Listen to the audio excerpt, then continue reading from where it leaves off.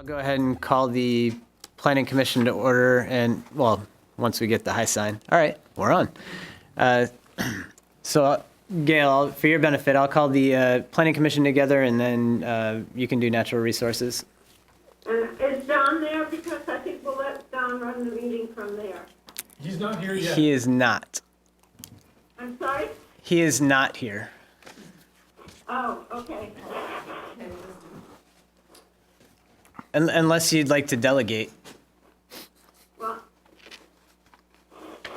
I thought that he was going to be there, and so I had planned on him to run our part of the meeting just because I knew that there would be some problems with communication. Do you need a mic pointing at that? And until I can see who's there, it's going to be hard to really. So who is there? Sean? Yeah, Sean, Susan, and Peg. I'll go ahead and call the meeting to order. And Bob, sorry. Okay. Sean, do you want to run the meeting from there? I think Susan's already volunteered.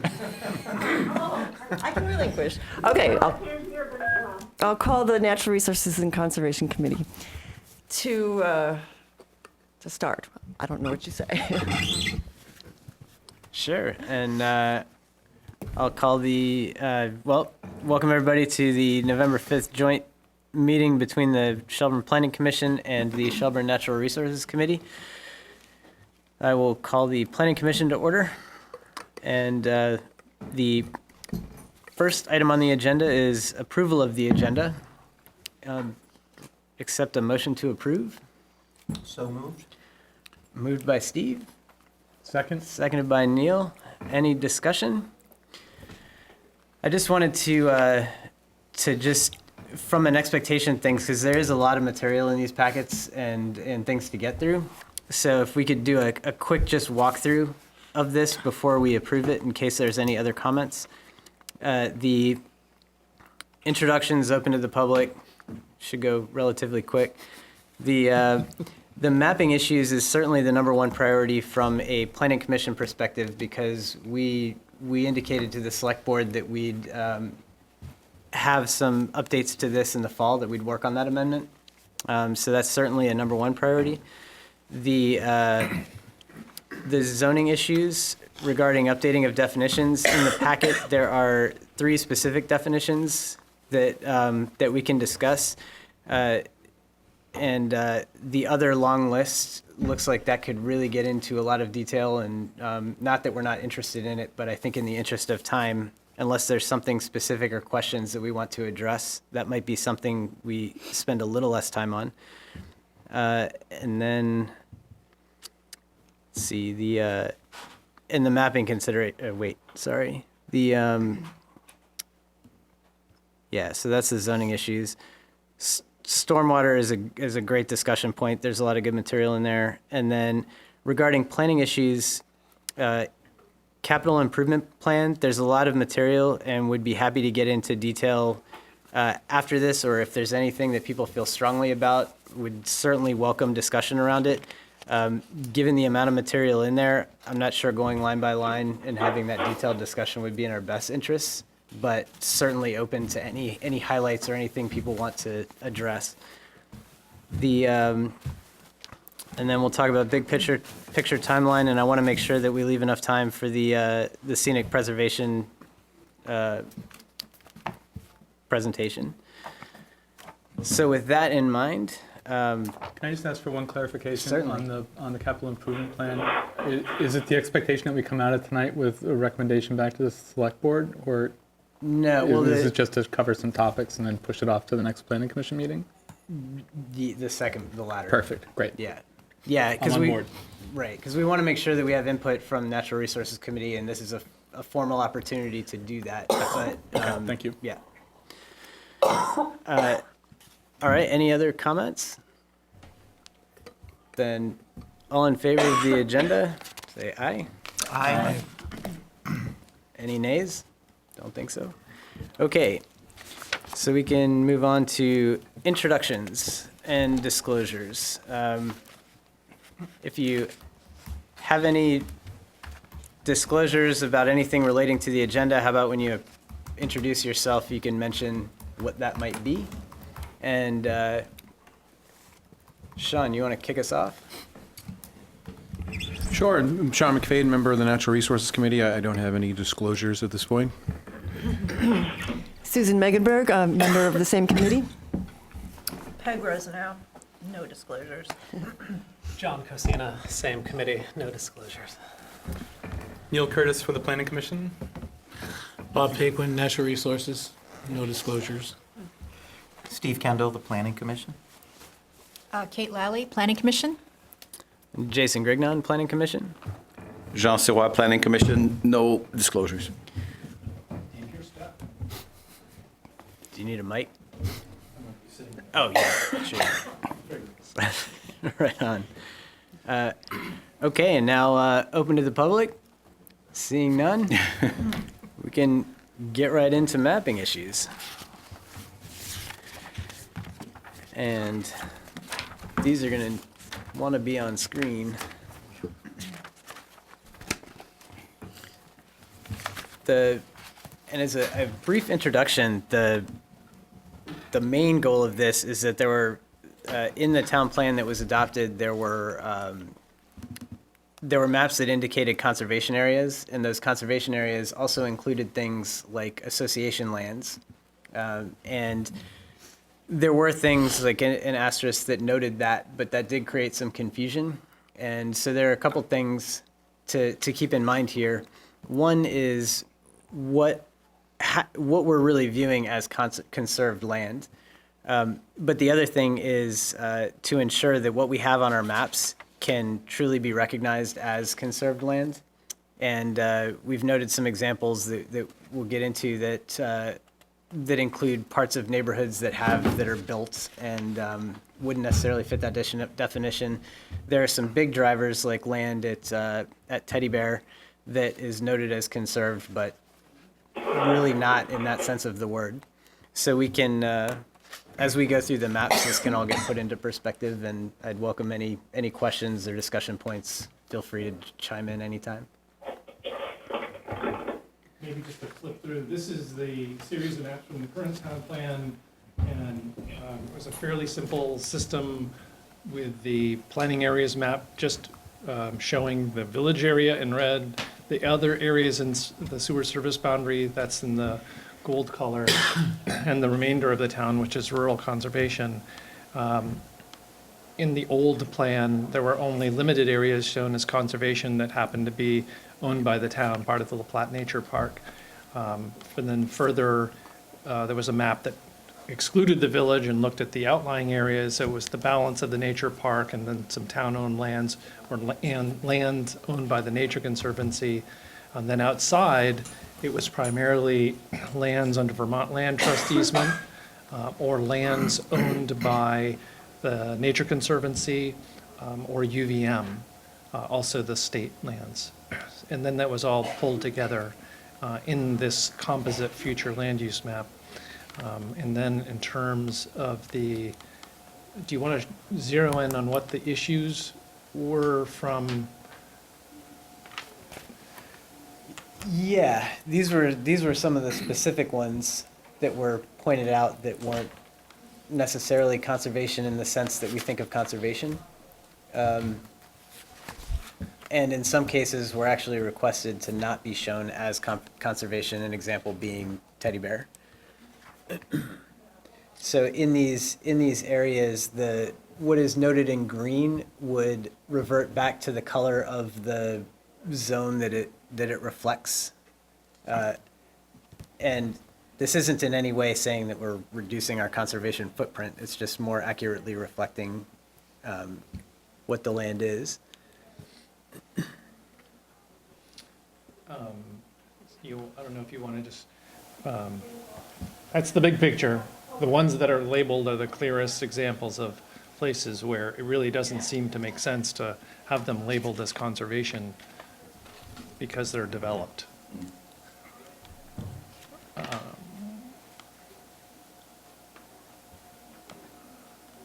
And so Pam Brangen at the Regional Planning Commission has done a series of maps that change those. So for example, in this area where Vermont Teddy Bear was previously shown as conservation, it's now included in the underlying district, which is growth area 2, so-called. Yeah, and there were, when I was comparing some of the maps, there did appear to be some small discrepancies with the Vermont Fish and Wildlife Conservation base map, but I assumed that that was, I didn't know if that was looking at things through different lenses or, So the maps that you're referring to are the state guidance yeah, so map 1, the, conservation. Yeah, they have a separate one that shows the conserved lands, and Sean works with this kind of data regularly, so I'm guessing that he can chime in because he was involved with this so-called conserved lands database. But are you saying there are things that are here that are different? yeah, like in our,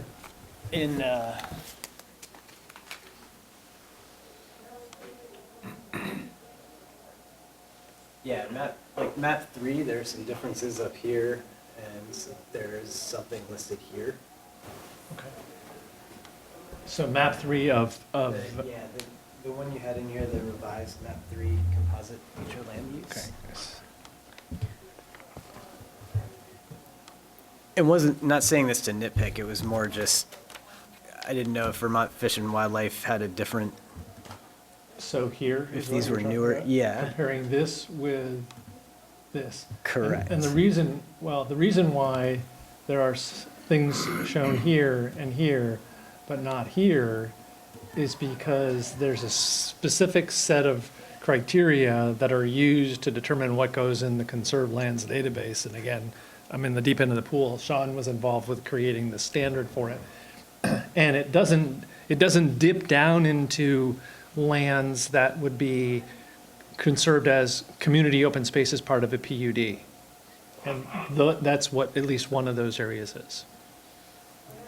Got it. I'm also realizing now that I didn't notice this before when I was looking at the online one, that light green color blends in, and I probably missed some spots because Okay. they're there, but the overlay is blended. Dean, I think that you hit the primary criterion for the conserved lands database. It has to be some type of public ownership by a conservation or a branch of government that conservation is its primary goal, or there's some sort of conservation easement on the property. So association lands, some types of municipal lands are not included unless a town has specifically designated it as some type of park or forest or open space. So and then this is something that we've long debated, especially with the open space plan. What constitutes open space? In fact, I think for the original open space plan, the Natural Resources Committee was not enthusiastic about including the association lands, but there are other townspeople at that time who insisted that it should be included as a better representation of lands. But from a statewide planning perspective, the association lands are not usually considered to be conserved. And that makes sense. And I think this came up a little bit during some of the planning commission discussions as well. And as you saw in the plan that was adopted, we chose to go with including association lands in there. And I think the feedback was just the view of what conserved means. So that's what's created this, and we're just trying to find the right balance. Mm-hmm. And at the municipal level, I think it is appropriate to have a different set of criteria than you would at the statewide level. I mean, there's some talk, for instance, of even showing lands that are in the current use program, the use valuation program. So at any one time, those lands are part of the open space, but there's just no protection in perpetuity. I mean, usually it's a 10-year commitment, I think, for the UVA lands. But, so it's one of those tricky issues at the municipal level, what you should consider to be open space and certainly what you should consider conserved. Right. Well, I think it's interesting to have the information so that when you guys go into development review meetings, board meetings, you know the status of a piece of land that may or may not be part of the development that's being considered, or maybe is adjacent to the development. So I think it would help you advocate for some kind of more, I don't know, compact densities, springs to mind if you're going to have development, so maybe the outcome can be that there's less overall impact to a piece of land. Because, we end up, I think it becomes very difficult in these in-the-moment development settings to try and create a kind of scaffold of priorities for how to use the land. Is providing enough parking the most important thing? Is providing, kind of like some engineer's idea of what stormwater management, best practices means the most important thing? And, we're trying to find that balance of place-based, transect oriented styles of land development that are going to create as little impact as possible.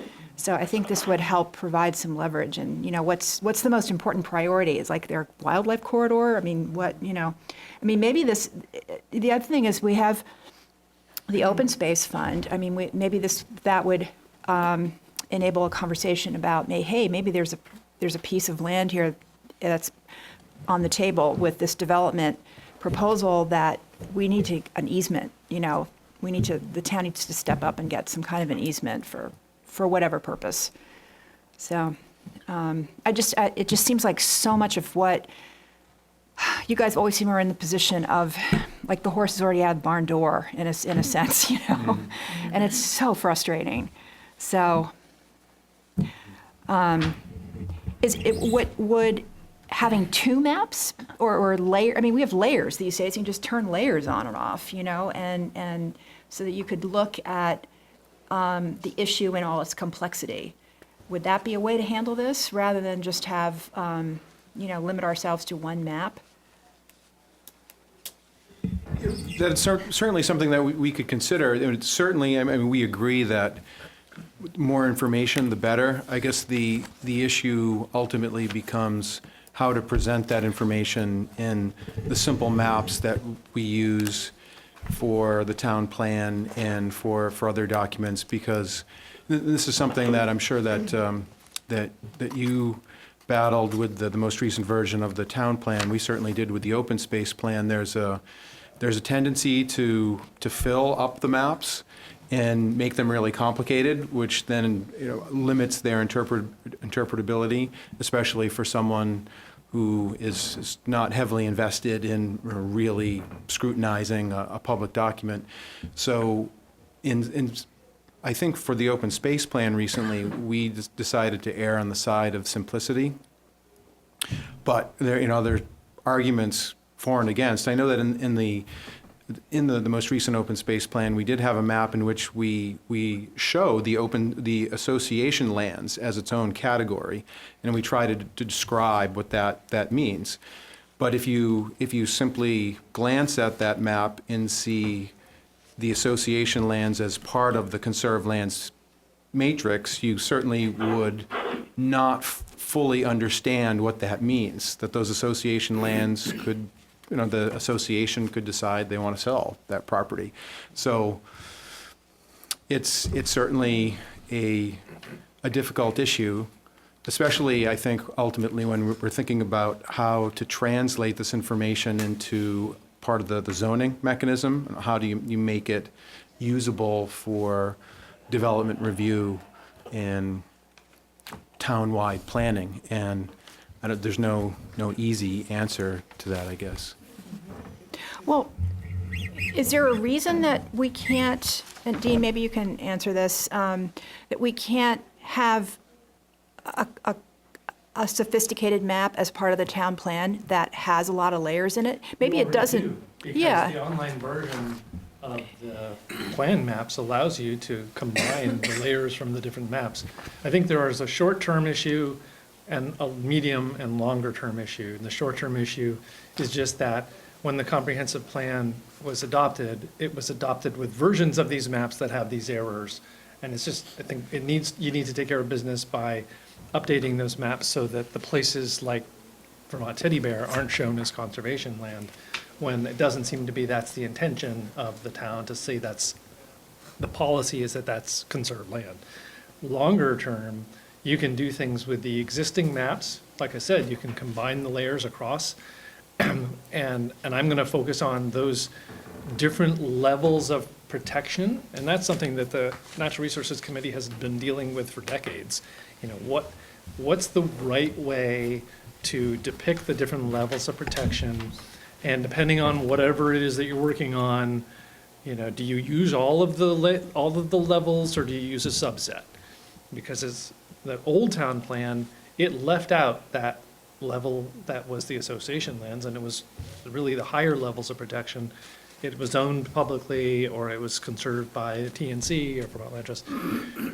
There's this separate issue, and you touched on it, which has to do with knowing where important lands are, so that the planning documents and the regulations can refer to them so they can be used in development review. Because if land has already been conserved, you're kind of past the development review process and you're off into a different process.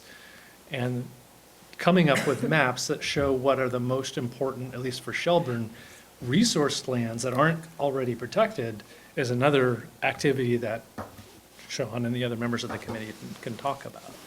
And the Planning Commission would be consumers of that series of maps, because you're the group that's going to write the regulations with the Natural Resources Committee's recommendations. You'll be responsible for the regulations that use those new maps.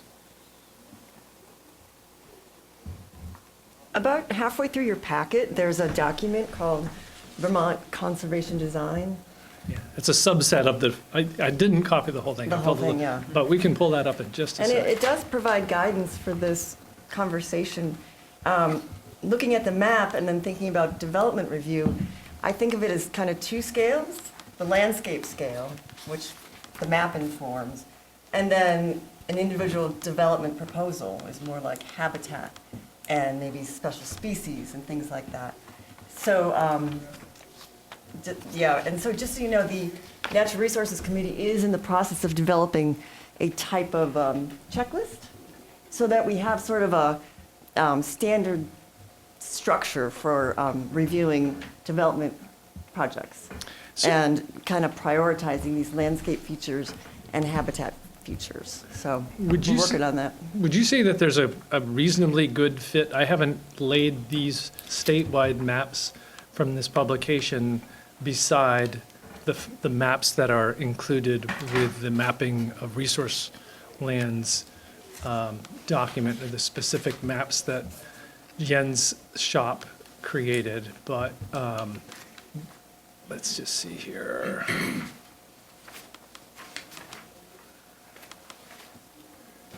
Because those are all the maps that are in that document, right? Yeah, so right, so the state has taken a lot of the information and produced these sort of synthesized maps, and I guess I'm just wondering whether or not you, Susan, have come to a conclusion about whether or not these do any kind of reasonable job reflecting the recommendations that are in this document. I have not looked at that specifically. Because I think their hope is that they've, you know, you're talking about the species and community scale, the landscape scale. Exactly. Yeah. And so there are two maps offered for consideration that the state produced. There's this map 7, and then there's map 6. And this is the community scale version. And I'm assuming that those are all of this data is what is contained in the BioFinder layers. I believe, yeah, I believe that you can recreate them essentially using BioFinder. Not absolutely certain, but I think you can. So this gets at that second category that's slightly beyond the, we need to update the maps in the comprehensive plan so that the policies that are included make sense, that we're not saying something like conserved lands should not, be disturbed, whatever. When we look at the conserved land as it's shown on the map at Teddy Bear, it's got a big building and parking lot on it. We need to fix that. So the second part of the conversation came from, as we started to dig into it, saying, well, boy, this little duplex, this is not conserved land. There So are- we got to pull this, so, that's the sort of the rabbit hole that we started going down, right?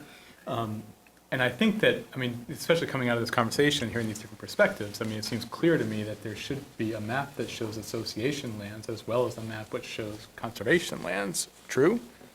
Is that something that there's nodding heads of that? Is this, sort of long-term, is the objective to have two different, to be able to show two different pieces, right? Conservation lands and association lands? That was also why I was asking that we keep in mind. She's like, Is it still I don't know doing what the- he's talking about, I'm out of here. Who the hell was that? I can just let her know we lost her. I'm sure she knows that. Can you bring up the conserved lands map and the open space plan? That does I show can. Association lands. Yeah, there was also the map that and this is maybe going a little bit long view, but Pam presented to, and goodness, was it the DRB that she presented the housing map to? Yeah, Yeah. there's the housing map that she created.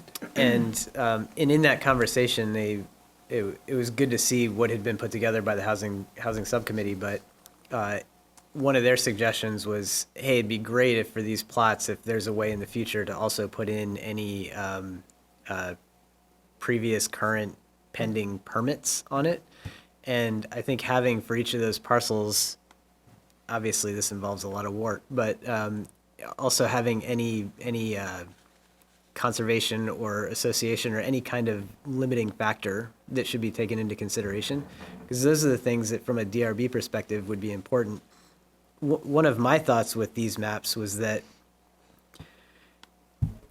even though constituents might look at this and say, hey, my property says it's conserved, it's not really conserved in that way. It might have some kind of limit on it, but it's not conserved. And that's why I was asking to think about that definition, because I understand that reaction. At the same time, I can also appreciate that no one's going to look at this map and make legal decisions off of it, because there are deeper rules that would be checked and all of that. So for me, this was more of a just show some guidance on what we as a town have conserved, and that can get into deeper conversations of, well, what does it mean to be conserved? Because that area is a parking lot or a building that's not conserved. Yeah, I would encourage considering the definition, the terms we're using, because to say it's association land, it can be grass, or it could be the woods behind Gardenside or Wake Robin. So that doesn't really help to just use that term, association lands. So we might want to either create more categories or think about how, calling them natural areas versus developed areas or something like that. And I would consider a lawn to be developed, because it's not a natural community. I was going to ask a rookie question. What is association land? What's the definition? I was trying to look for it, but does anyone have, is there a standard definition, or is it just what's not conserved land? Well, usually there's a subdivision or something like that that's created, there has to be some land that is open space, or not developed with buildings in some way. And so it's whatever that is. And, we have not been very purposeful about how we have approached that in the past. And which I think is somewhat outrageous. I think, land is a finite resource, and we should be very purposeful about how we use it in every context, especially given what is happening to our planet. So, but yeah, it has a different status legally. It could be something that could be. So it's owned by community then? It's land not owned by an individual property owner, but instead it's owned by, or Community. under the control of the association that exists as part of a neighborhood or a development. Yeah. Okay. I always think the easiest way to think of it is, think of a condo project. Yeah. A condo association, it's the common land. Okay. Usually there's usually, project usually comes with open space that's in that association, that the association owns. Doesn't it also depend on under what conditions the permit for the project was granted? I mean, if As it's for- association land, if the reason that the development was allowed or permitted was based on it's 100 acres and 10 is developed and 90 is left alone, that's got to carry something. Yeah, I You think can't it just is, turn around and sell it because the permit was predicated on that 90 acres. Yeah. yeah, I think in its most general, it doesn't get to that level, but it could get to that level. As it's just been used in the last few years, it would be not owned by an individual, under the control of an association, and not dedicated to residential use like all of the lots in the project are. So a development done 40 years ago would not probably have it compared to one done 10 years ago. So, very quickly, 40 years ago is about the time when we would start to see them, and for a brief period of time, there would be association lands, and they were not permanent, and then they became things that would be permanent. So there's at least one place that I can think of in Shelburne where the open space land, it's got this status, and it was for 60 years. Most of the time, since they're perpetual. Okay. I'm trying to get the open space map And there may be to some come kind up. of an open space agreement in more modern developments that has certain limitations on it. It's very prescribed, Yeah. what can't be used for. But in the past, It was more. it was, wasn't that fine-grained an approach. So, but the point is, are all over the place, these little, and I think that, one of the things that might be beneficial is raising the profile of these lands so that, some homeowners associations might be interested in knowing about that, like where I live, for example, there seems to be a fair amount of interest in being green and, well, Don Rendell lives in my neighborhood, so, spearheading that very well. We'd be all over doing something a little more progressive with it, but other places maybe not so much. I don't know. But they're just these little drips and drabs of land all over the place.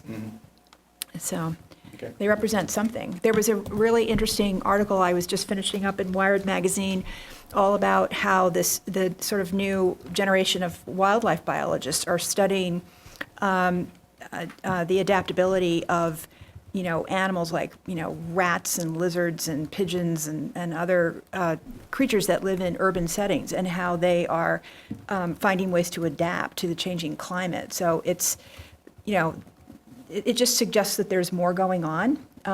There's our sort of pristine stuff, which we're trying desperately to hold on to. But then, there's an ecosystem, like it or not, in these sort of more, kind of places that we might not think of as having the same level of ecosystem value.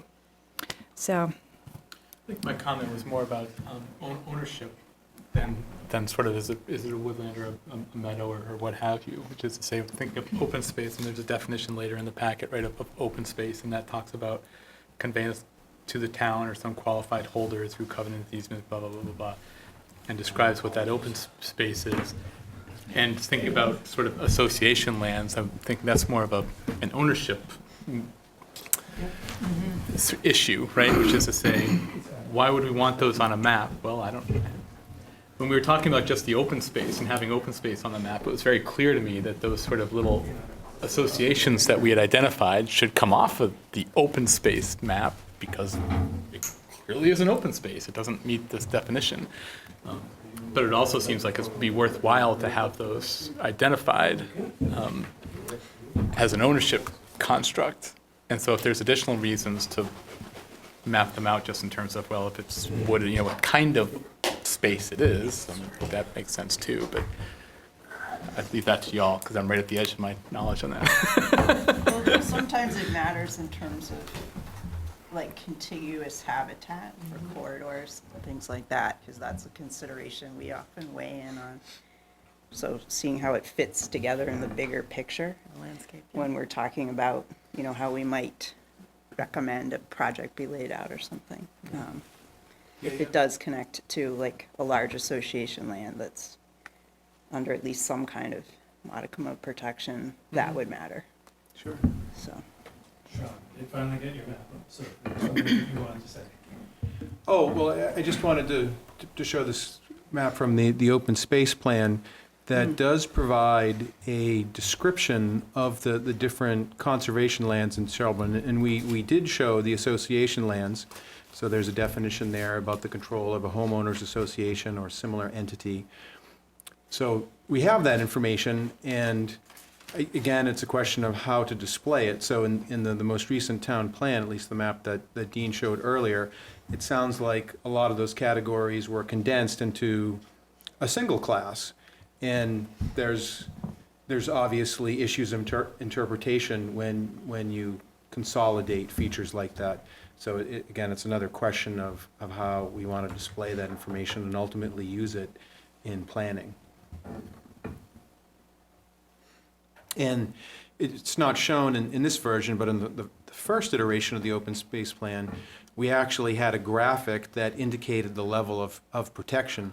And we tried to mirror the statewide conserved lands database in that case, where the highest level of protection is by, for example, a federal or state agency that manages the land for open space. And then at the very bottom were the association lands. So there is a level of protection inferred by those classes.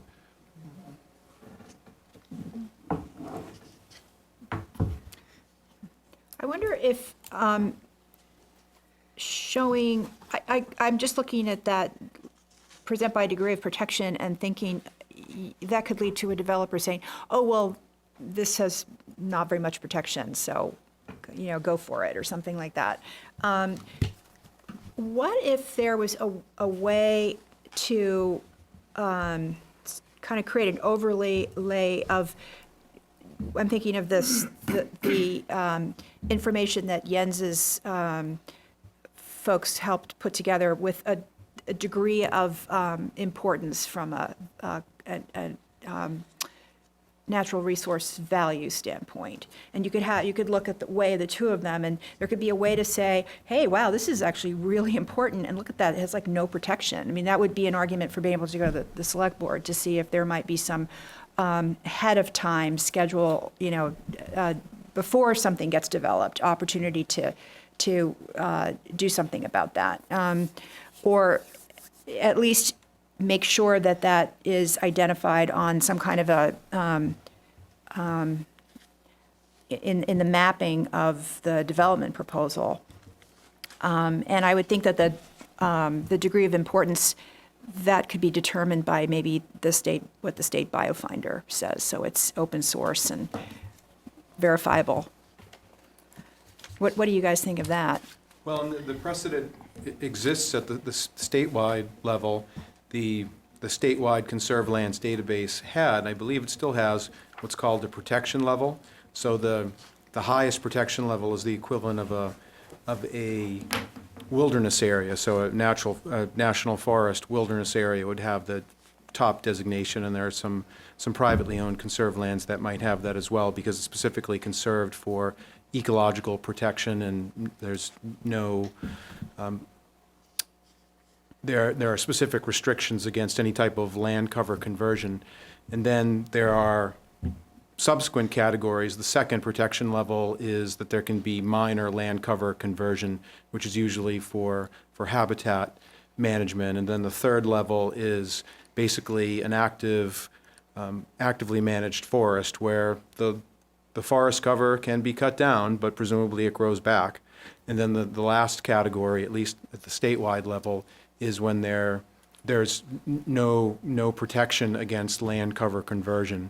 So the reason that was included at the statewide level is because there are lots of agricultural fields conserved. And the natural land cover is gone, so it's been removed for agriculture. It's still part of the conservation lands matrix, but from an ecological perspective, the natural land cover has been removed. So that precedent exists, and certainly something similar to it could be, well, that information already exists for many of the lands that are conserved in Shelburne, but it would be the association lands that have not been coded in that type of matrix, but they could be. I would just interject again that you are, again, operating at a couple of levels.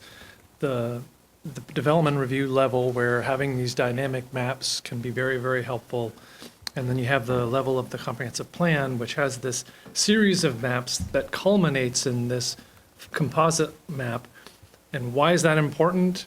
Well, it's the basis for the zoning map. Right. So as long as there's going to be a zoning map, there needs to be something that is supported, that has a rationale, and the plan maps are providing that. So the idea of a dynamic map, I get, but it doesn't work so well if you're using a planning document to create an argument, this is the desired pattern of future land use, and here's why.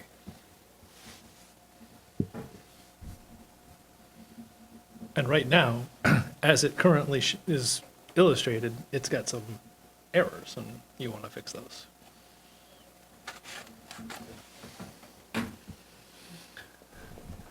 Yeah, to me, it seems that we'd either change the word conservation, which I don't know that we'd want to do that necessarily, or just, I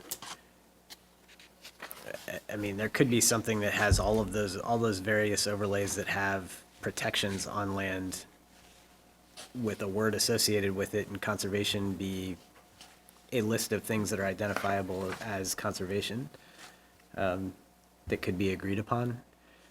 Because especially when looking at some of the examples earlier where they have limited timelines or that protection expires after a certain time, whatever map we have in there would always be perpetually outdated.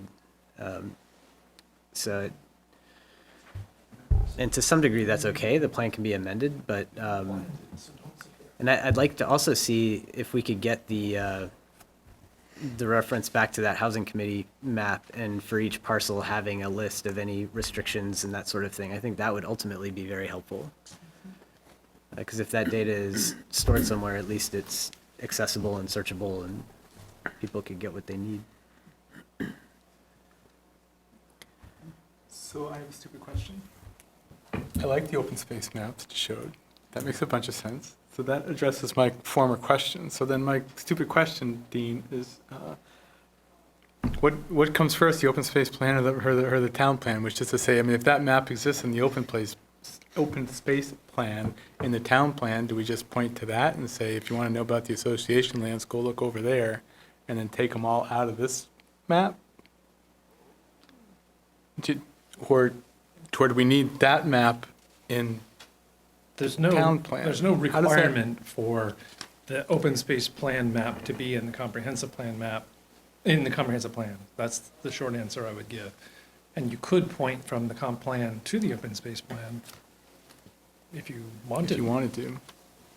I mean, it's just because based on our conversation the other night, it seemed like we were going down this road of let's pull those association lands out of this map in the town plan.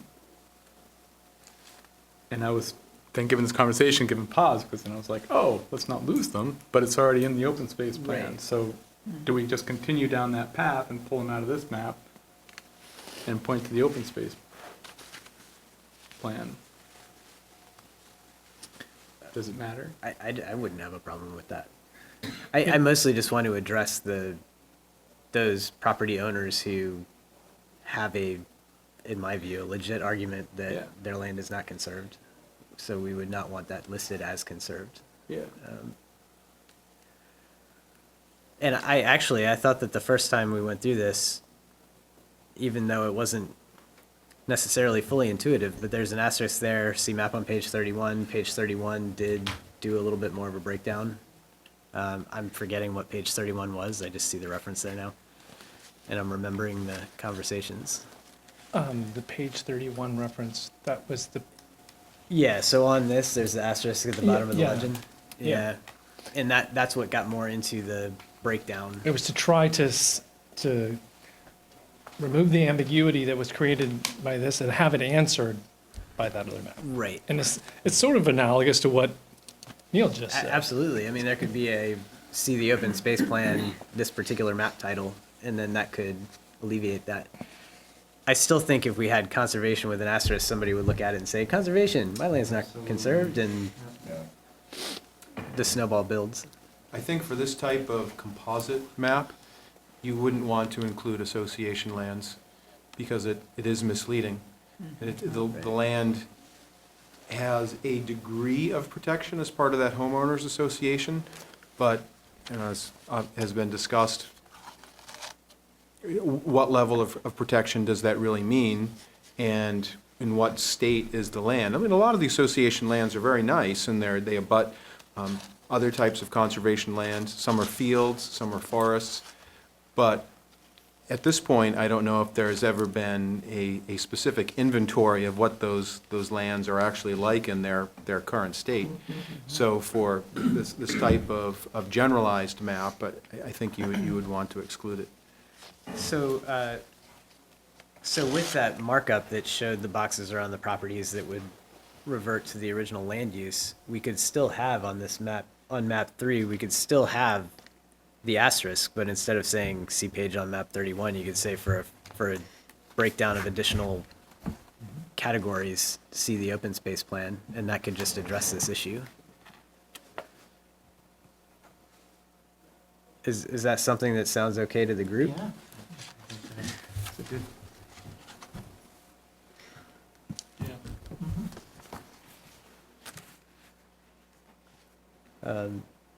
Yeah, mostly again with this really being a main priority of outcome for this meeting, I just want to make sure that we can have an amendment package we can put together. It won't get into the select board before the end of the year because of budgets and everything else. They wouldn't be able to get it on a schedule anyway. But it would be something that we'd want to be submitting early in the next year. So there is some time, if coming away from this meeting, if anybody has any additional ideas to add, please bring them to our attention. But it is something that we'd want to move forward with. This is to address the boxes there in the Right. map? Yep. Can't the map just be updated with reality? I mean, what, Well, that's what we're talking about. I So know, those, but Dean, the map with the boxes. instead of around having it, an asterisk, that's always, there are too many layers to put on a map. Right, I think So- the asterisk is to try and lead Yeah, you it's to just- additional information that says these aren't really conservation lands, but these are association Yeah, lands. correct. Which helps people either plan or for future development or to contiguous development, as Kate was referring to. One that- result is that it's going to make the plan maps in the current plan look a bit more like the maps that were in the previous plan. Which isn't a bad thing, Right, in it my just comes view. full It's- circle. But I can see it both ways, because I agree Absolutely. with, Sean, is it? Yes. Yeah, I agree that, if you first look at that and you see all that green, I think that's a little misleading. Even if you do catch the asterisk and go and look. Certainly, yeah. But I think that's a good compromise if you go strict without it and then have the supporting map further on. I think, because we're trying to serve a lot of masters with one map. I think for me, it also, with the association lands, it begs the question that we need to know what their ecological potential is and what their legal obligations were when, whatever the development, it was granted, and that those lands were something, there was some obligation that came with them. Yeah. So they can't just, but they're all probably a little different. So it'd be a great grad student project to figure out ecological potential, legal obligation. Yeah, correlate the two, yeah. So at least some of that is maybe providing a segue to talk about this regional mapping effort And I can just pull that up on the screen, because Bob, there's actually some stuff going on, that has to do with that. So the communities bordering us on the east and north are getting together and creating this regional conservation partnership. And the first activity that partnership is working on, and Don has been to some of the meetings, Gail has been to some of the meetings. The first project of that group is to basically enhance this statewide conserved lands layer by bringing in the locally significant lands and putting a whole bunch of attributes in the computer database along with them, so we would get a sense of their level of protection. We don't have detailed information about the actual ecology on them, so that won't be a strength of this, but I just wanted people to know, and because it's referenced, I think, somewhere in the materials, work has begun on this, and maybe when we get out from the other side, there'll be something that people will think is useful, because we will resist the urge to show things as association lands, and instead we'll map them by level of protection or some other thing that's in the database. I think I've probably said enough about that.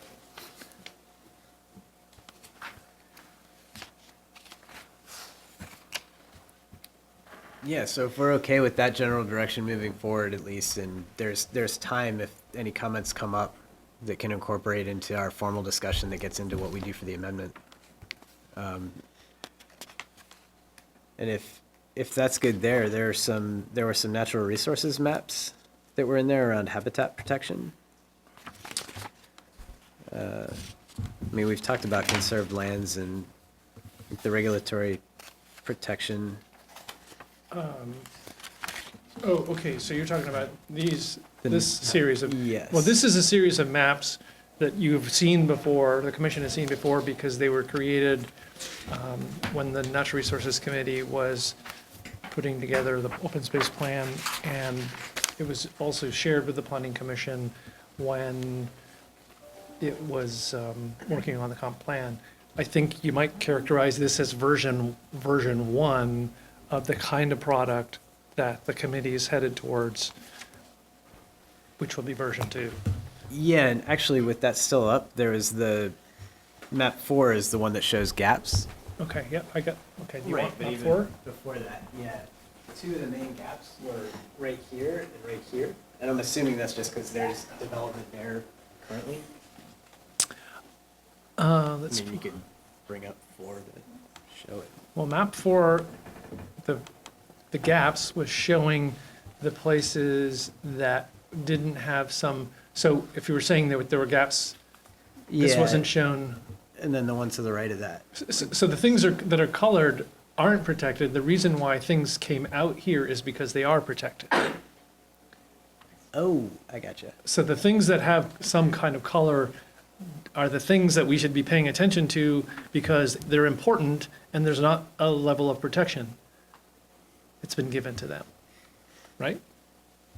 Yeah, and that was very coarse analysis, so, I mean, we even cut out sections of those approximate wildlife corridors just to give some sense for the distribution of undeveloped, unprotected lands across the Shelburne landscape.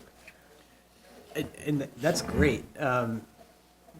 If we do find that grad student, that would be the kind of thing that would be really good to add that in as anything that's in that corridor, just to have a flag on that lot, just to note, hey, this is something that would be in this corridor. And I know that Jens had some thoughts, and he had mentioned that the wildlife overlays and that sort of thing, I believe he'd mentioned that he hasn't seen much success with that specifically, if I remember correctly. But it would be good to know, particularly for DRB review and that sort of thing, because that would be a factor that goes into the overall decision-making.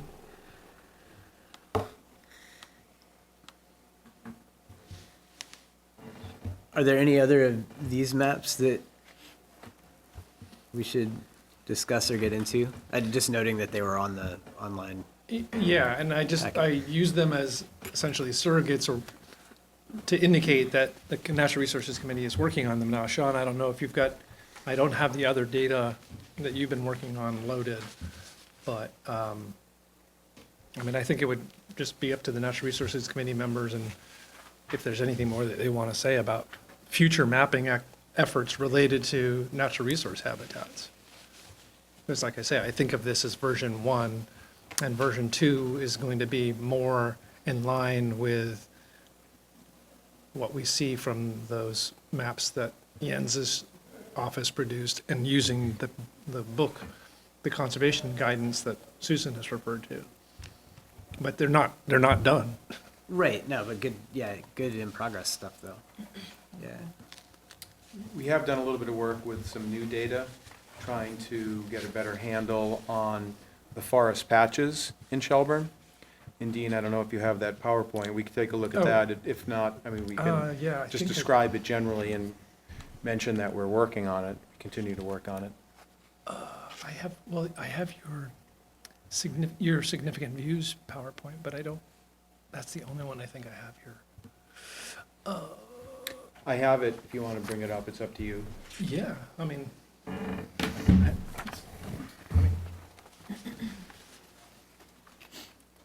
or if there's, I have it on thumb drive.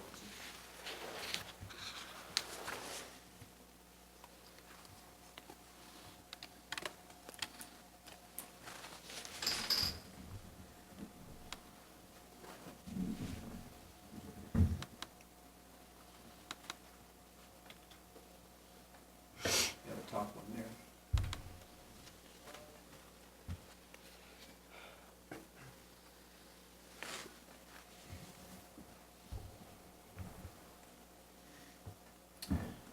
I can just quickly walk you through this. I know we have lots of other things on the agenda, but as a committee, we've been wrestling with the idea of,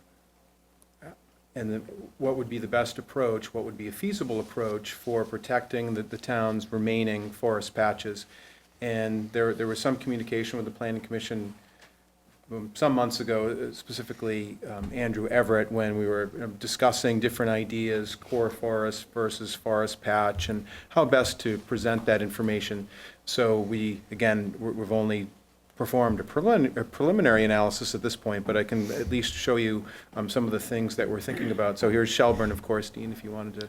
So there's a new high-resolution land cover map available for Shelburne, produced by the University of Vermont, and it's at 1 meter resolution. So compared to all of the other data sets that existed for the state and for Shelburne, this is much more detailed. I think most of the other data sets were 30 meters. So this one is actually 1 meter. One of for our purposes, one of the more important components is the forest cover. So if you go to the next slide, Dean, you'll see that the technology permits mapping of individual trees. So this new layer shows individual isolated trees as well as the forest patches. If you move to the next slide, Dean. It also includes various anthropogenic features. If you move to the next slide, Dean. So you'll see that there are roads and buildings and impervious surfaces. And that there are also some other elements, wetlands and agricultural fields that I won't show tonight. But that information is available, and it does permit new opportunity for examining the town's resources. So the great work that's been performed in the past by the Department of Fish and Wildlife, that's all with 30-meter data. So that's in some ways appropriate for the statewide scale, but for Shelburne, for municipal planning, we now have much better data. So if we move to the next slide, Dean. So I just wanted to give you a sense for what the forest patches look like in Shelburne and the different ways of presenting that information. I again would point out that this is based on 2016 data. So the data are already out of date. So some of the patches that are shown here are no longer as intact as they once were. There are various development projects across the landscape. So this is one way of showing all forest patches. There's no distinction made on their quality or their size or their configuration. So some of them may be long and narrow. Some others might actually be compact. And there are different sets of ecological characteristics that are associated with parcels like that. But nonetheless, we can at least show this information in a variety of ways. So in this case, we're showing it across a very short range. So everything greater than 25 acres is what looks like brown in this case. So from this perspective, that looks pretty good. Well, there are lots of forest patches greater than 25 acres. If you move to the next one, Dean. And if we start grouping these patches in larger classes, you'll see then you have a more nuanced picture of those forest patches. If you go to the next one, Dean. So this is patches greater than 250 acres, and then the last one, you'll see patches greater than 500 acres. So there are only a few that really satisfy that criterion. But it is an interesting way of showing the distribution of forest patches. Because we have looked at core forest in the past, I wanted to show what that looks like. So if you go back to that one, if we just use a simple criterion of 100 meters from all developed features, so all the developed features have been buffered here by 100 meters, and then superimpose that with the forest map. If you go to the next one, Dean. So in this case, obviously those patches no longer look quite so extensive. So this is looking at that same range as the previous set, 0 to 25 acres. The next one, Dean. And I did not fix those labels correctly, but this one's actually all patches greater than 100 acres are in the upper category. Then move to the next one, Dean, and then finally to the last one. Then you'll see that obviously it's even more nuanced when you look at core forest. So we've been debating how to address these issues. We haven't come up with any magic formula yet, Dean, if you go to the next slide. So if the first bullet point there. So we're doing more research on municipal-based forest planning. Although we feel strongly that at the same time we shouldn't necessarily be constrained by what other towns are doing, because we're looking at the scale of Shelburne. So however that information is used, it has to be appropriate for Shelburne. But obviously from a natural resources perspective, the key issue is how do we avoid losing those remaining patches, and then the last bullet point, Dean.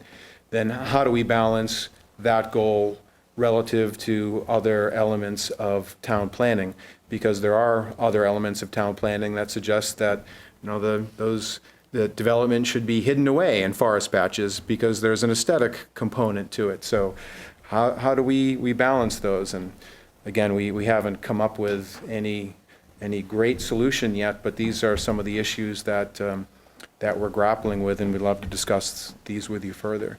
Yeah, thanks for sharing that. And that just seeing that and being walked through it, that I went to the municipal day in Montpelier last 2 Fridays ago. Meg McBride from the Planning Commission was there as well. And we did the all-day session with Jens and Monica. And the thing that just kept striking me was that we're so fortunate to live in a state that has this amount of data available. And Fish and Wildlife has done a lot of stuff. Like these maps are really awesome, and they are great tools. But like you just said, being able to integrate everything together, when I can say that from a planning commission perspective, a lot of times we'll have a suggestion for a change, and it sounds great until you start thinking of how it integrates with everything else, and then your head just explodes because there's just too many factors and ways people are going to argue it, and we'll get sued, and it just goes downhill from there. So really appreciate these conversations and everybody being here. That was the last line. Thanks, Dean. That's great. I'm just going to keep a copy of that if that's okay.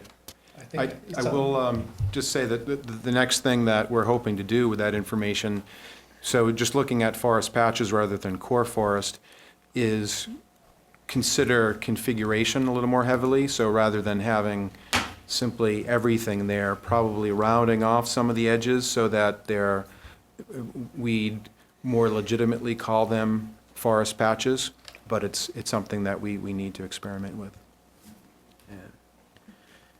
Maybe there was one talk about, maybe can we come up with some kind of a ranked system of tier 1, tier 2, tier 3 of importance?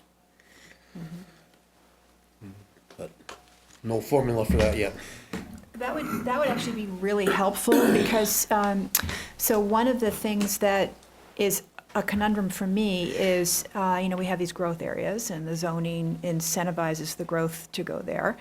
And that's supported by the density, but it's approached as a kind of a one-size-fits-all sort of thing. And the lands are not, they have different values for, they're valuable in different ways and for different reasons. So one of the things that we've talked about in the Route 7 corridor, which I wonder if it might have a kind of application in the way your thinking is evolving, is our big challenge there is stormwater management. So one of the things that we have learned in our investigations is that some of the land in the corridor is actually perks wonderfully. It's amazing, and then other places, it's not. It's the opposite, and then we have some impaired streams and things. So we're trying to use that information as a starting point for thinking about how we encourage density patterns and the location of future development in the corridor. So I'm wondering if there could be a similar way to guide how future development happens in the growth area rather than what we have now. One of the things that I found very alarming when Jens came and spoke to us is that, we have riparian corridors all through the growth area, and we know that we have very erosive soils here. So, that's a problem. And then the other thing that we learned is that we have this, to our surprise and our delight, this very robust network of bobcat habitats all through there. So that to me suggested we need to rethink how we locate development and what form it takes in the growth area. So what I'm wondering is if there could be, this is similar to the Route 7 corridor, so those places that have the really good stormwater capacity to infiltrate those soils, we're thinking that maybe what would be an idea for those lands would be that we would encourage a smaller overall footprint of development on those lands. But we would, in exchange, the density could go, we could have taller buildings there. So I'm kind of wondering if there's a similar way to think about the growth areas. And so maybe there are certain places where we really want to focus that density into the smallest footprint possible. We can't take the density away from the property owners, but we have great ability to manipulate how it manifests. So maybe that's where we have places where, hey, you can have like 3 or 4-story buildings. I'm just throwing this out. That may be wildly unacceptable and do not pass go in this community. But it's just a way to think about it. And there are other places where, this is not as important or valuable, and like a former farm field or something like that. I mean, it's probably not going to ever be farmed again in, intensively in the way that maybe it once was 100 years ago in the middle of the growth area. Is that a place that those soils could kind of handle maybe more spread out development? And then are there places that are maybe kind of in between, where what are our goals that way? How can we can't take the development away unless we purchase the land. That's not realistic. So what's another approach to solving this problem? Yeah, I think that's a great point, and it's one that I think that in our previous discussions on the very general concept of the I forget the term that we're using, but in the rural zone, those areas where there perhaps could be. Oh, hamlets. Hamlets, Yes. that's right. The hamlet idea that focuses development in a specific location while keeping those highest densities away from those forest patches, from the center of a great agricultural field. And I think that conceptually, we would be interested in doing something similar in the growth district as well, given that we do have the rather significant riparian corridor, and as we saw last week, the flooding through that corridor was absolutely unbelievable. It's kind of a quirk of town history that the growth district encompasses that corridor, but maybe there is some way of encouraging density so that we are moving those highest densities away from the resources that are most worthy of protection. I just have a quick comment that we don't have to think of developed lands and open space as totally different. Like, this is maybe getting ahead of ourselves, but we could develop regulation, what are they called, subdivision regulations that encourage, like, I think when we reviewed Quiniasca, we encouraged the planting of native species, for example.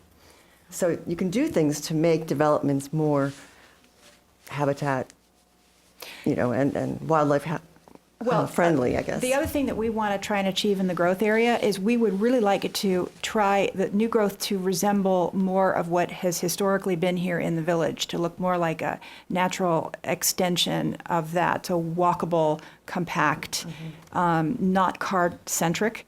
And so it's the transect is an amazing tool. The rural to urban transect is an amazing tool for ensuring that development is calibrated. But there could be, what I'm trying to suggest is, just as we're discovering in the corridor, maybe the transect can be used even more specifically within so the normal way to go about it would be, think of it as the spokes of a wheel, and the further out you get, the less dense it gets. Well, maybe we can have sort of spots that are, where we really want to, based on the resource significance, we really want to concentrate and focus the development in those settings. And I think that we could write zoning regulations that support that. It has to be based in some sort of an overall vision and framework. And I think that is something that we could really represent if you guys can do the mapping that shows where all the really important stuff is, and then assign a level of value to it. And that would also justify things like, it's really important not just to protect these little bits and pieces, but also the connectivity of them. And so how they all relate to each other at the broader level. I think we could, the zoning could be used to support a lot of those goals. We're just looking to you all for the direction on the science. What is, what does the data show? And that is the most important stuff to protect, because we have to put it, the development has to go somewhere, unfortunately. Right. Well, that's where I think that's the bottom line. Conservation design booklet can really guide us, and we can point to this. It's written by the Agency of Natural Resources. We can say it's based, our, new bylaws or whatever, regulations are based on scientific data, So we can definitely use this as a guide to prioritize. Encouraging to have government groups that actually want to do something based on science, right? Couldn't resist. Do we, as far as this section with mapping, are we feeling reasonably comfortable with? This is great discussion. I know a lot of these don't result in decisions that can just be made immediately. No, but it's good info. Yeah, definitely. Great discourse.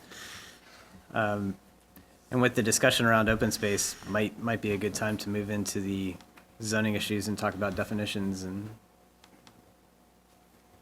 move forward. All right.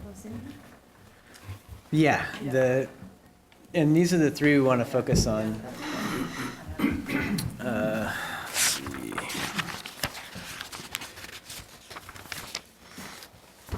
To get the conversation going,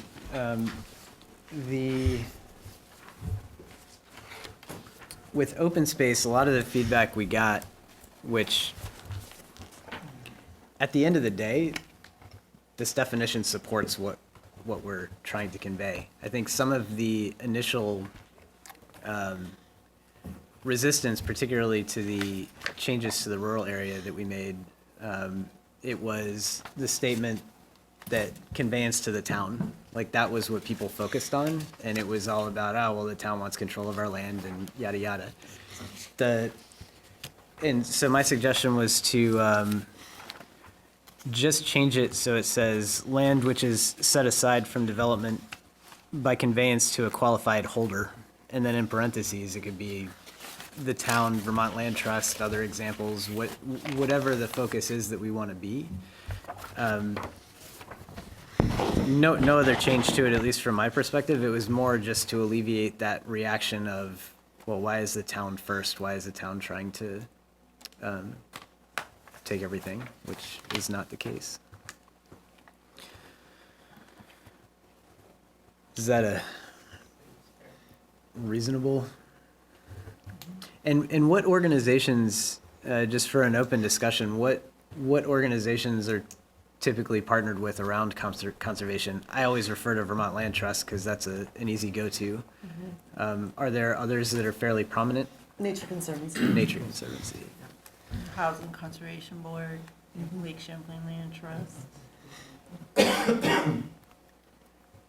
I think that in our most recent discussion about that definition, the town was included first because that concept of town ownership is probably most readily identifiable by citizens. I think there's still a lot of confusion about what a conservation easement is. So in my recollection, being on the committee for some years now, 90% or more of the projects that involve town money have been conservation easements. And the lands that have come to the town have really been unusual cases. So the little property that's adjacent to the bridge over the Little Platte River, I think that was actually conveyed to the town. But it's less than an acre, and there was really no third-party easement holder that, well, I guess the Lake Champlain Land Trust does have an easement on it. But in that case, it made sense for the town to assume ownership, but all of the other projects, and certainly all the biggest projects, involve continued private ownership with a third-party easement.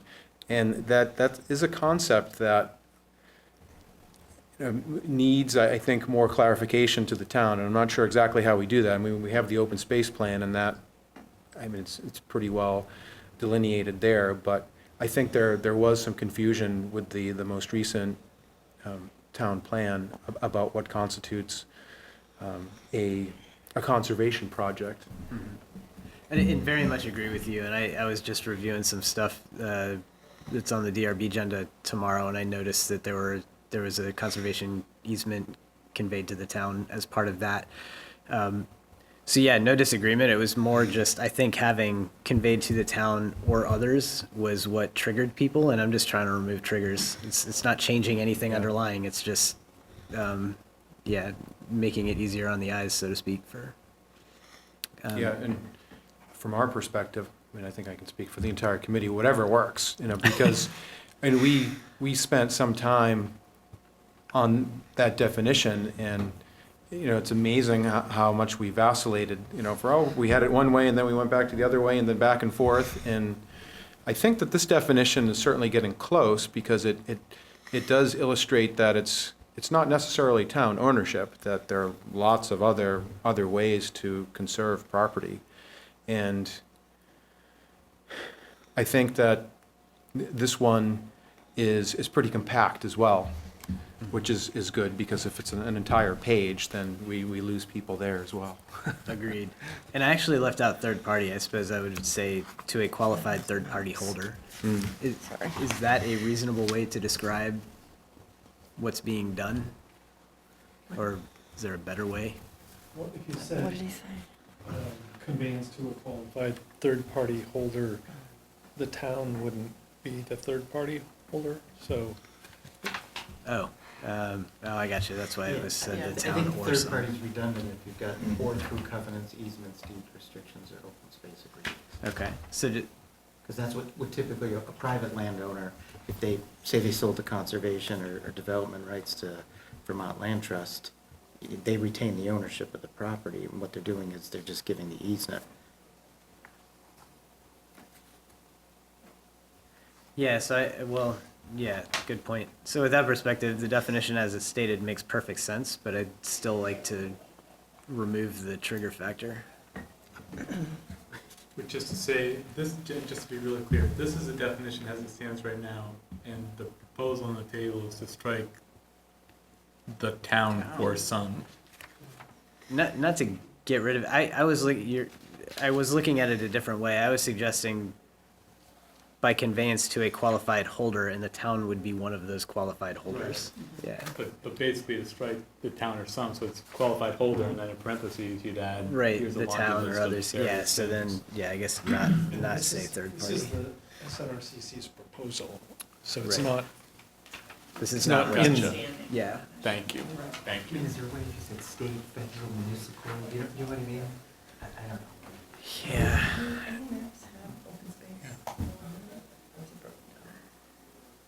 Did anyone have a problem? I got a message about our definition of low impact, which might also be a trigger. Was that I the- wasn't at our last meeting, but it sounded like this was discussed, and you sent me a follow-up, Don. Right, yeah. Was that an issue? Like, that, It was That thought could not quite clear enough, and so we wanted to follow up with some kind of a, This one is certainly more. you know, here's what low-impact outdoor recreation is referring to. probably still So- going back to the incident, right, that there was a proposal to put a ball field on La Platte Nature Park, right, that could be, Yeah, we're referencing open space and conserved lands yeah. separate from municipal recreational lands for other purposes than what we're talking about, open space. Before this is adopted, I think it's important to make sure it's consistent with the maps, that this definition then would not contradict what we have on our maps for open space. this is proposed as part of the zoning regulations. And so, not that we want to have confusion created by having one definition in the zoning and one thing in the plan. I'm just pointing out that the context for this definition is the zoning regs, and more specifically, the PUD requirements. Okay.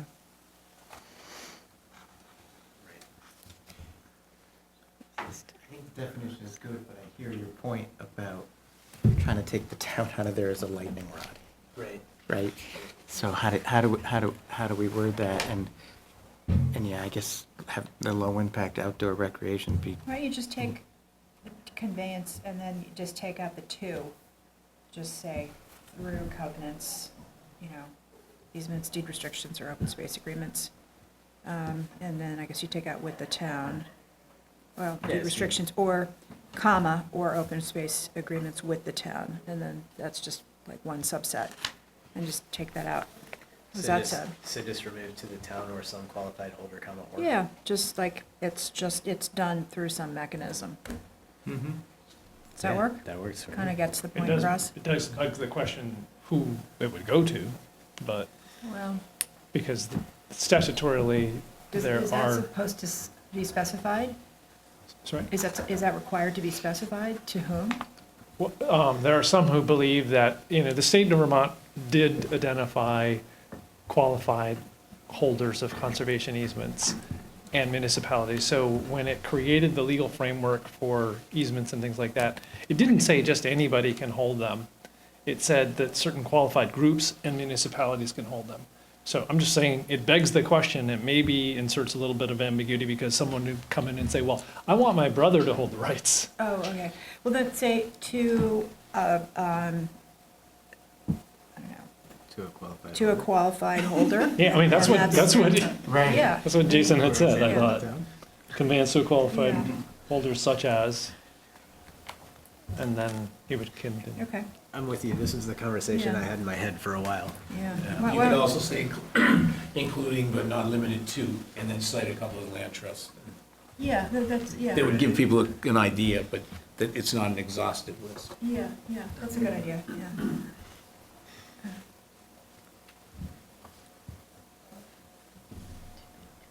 So included but not limited to, you'd still have that same person saying, hey, well, my brother Gary.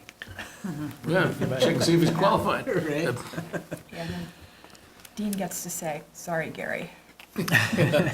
Exactly. Okay, so I think that's good discussion on open space. Are we good to move on to slope? Or at least the other ones? Did you want to address Yeah, that low the impact? low Oh, sorry. impact, Yeah, 'cause yeah, that's absolutely. kinda- I mean, I know I'm a newbie too, but Yes. that seems like that's pretty open to interpretation. I did do a little bit of looking into it, and it seems the more standard term is passive recreation, for something that would not involve any kind of structure. Sounds like a contradiction. Yeah, passive, right? Passive recreation. You sit there, the birds come to you.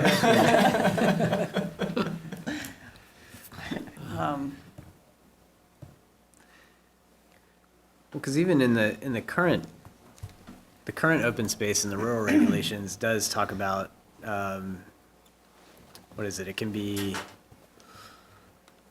agricultural use, recreation use, but the way recreation is used, we were having a conversation and somebody said, well, I don't know that a baseball field would be good either, because there's surfaces and you're cutting out stuff. So what do we mean by that? They don't mean no impact physically, they mean no impact environmental. Exactly, So- yeah, Yeah. yeah.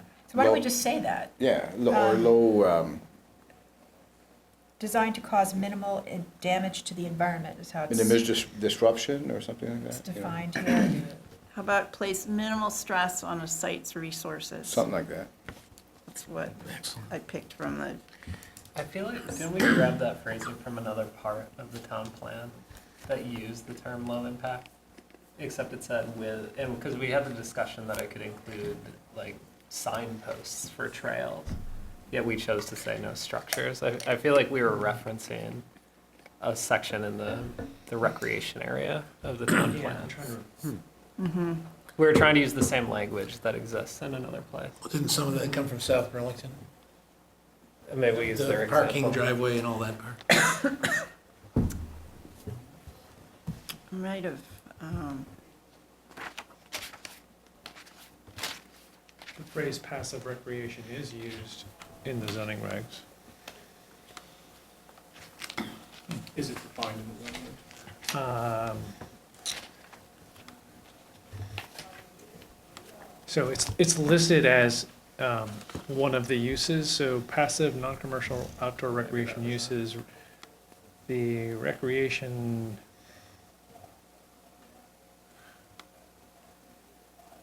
So the definitions are about whether it's outdoor or indoor. This passive is only part of the list of uses. But requiring no substantial alteration. That's just recreation, period. Right, but it does, outdoor recreation does touch on what passive means. It was that first bullet point, which is, I guess, what we were looking at. yeah. So if we did reference passive recreation, passive outdoor recreation, Yeah. Referenced. yeah. That's a good definition. No substantial alteration or maintenance of the land.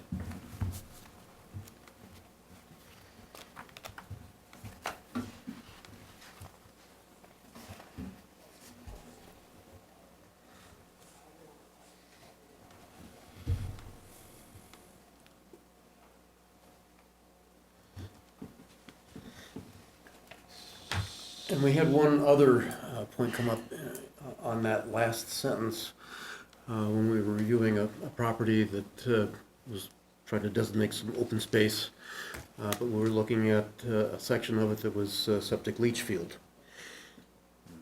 And so we wanted to consider whether to include that as a man-made structure that would prevent the definition of open space on that section right there. Yeah, for what it's worth, the application, it was the town staff report on an application that's up for DRB review that did indicate that the septic would not be in the open space area. I wasn't sure if that was voluntary from the design or if that was due to a. project, they changed it as a result of the input from the SNRCC. Okay, good. Yes, is that, So we were thinking to add that language to the last sentence here too. But we did allow it on another project, right? Um, Yes, the Three Jewels the Three Jewels project had a mound, like a septic mound that was included in there. Well, sometimes the Some soils are things. terrible, if that's all you can do Right. in the Right. rural area, yeah. I mean, I would say that one of the reasons that the Minier property is an example, we were trying to come up with a way to protect the larger parcels and discourage there being the tendency to subdivide them by making it easier to use some of the pre-existing smaller developed parcels, since there was already development there. So, it's that line, you don't want to make it too difficult for somebody to, you want to incentivize their using a piece of land that's already been developed, rather than say, oh, well, it's just easier to, Clear take- cut and start Yeah, anew, take right. this 40-acre piece and do something. So, because we're just limited in what we can do to, we have to, all we can do is shape development. That's really kind of how we have to look at what we do. So, it's just find, what are the tools for doing that? So add it, not add it, not add it. it sounds like not, is where I'm leaning anyway. Yeah. Yeah. I mean, it's essential infrastructure in in a rural setting, you're dependent on what the soils are like, and, it's. And it would reasonably be, I mean, it would be reasonably close to the developed area. Right. Right. It's gonna be pretty near within the building envelope, or very near it, right? Fairly contiguous. Right. Yeah, so it's not, it's not like this thing is Like in the happening middle off of in a pristine something or other that you're trying to protect. It sort of feels like another part of the zoning regulations, and forgive me because I don't know where, but someplace else it should say, things like leach fields should be prioritized for the non-open space part of the property, but if worse comes to worse and that's all you have to deal with, then so be it. In other words, sort of prioritize it, that it doesn't go in the open space, but I'm hesitant to restrict that.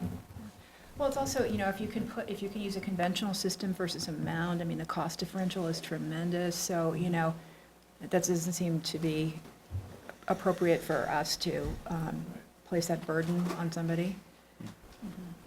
I think on the Munier property or the project, No, thank you. I think the leach field was a pretty substantial distance away from the house sites, and I think it was right along the view shed corridor.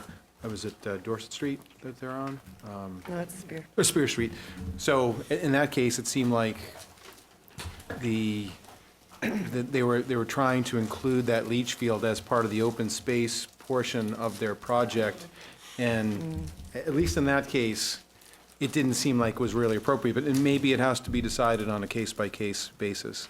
Because it could be that in other instances, it doesn't really have any effect on the other resources.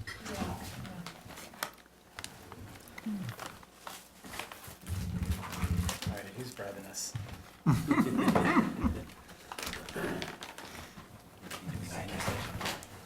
Oh, my God.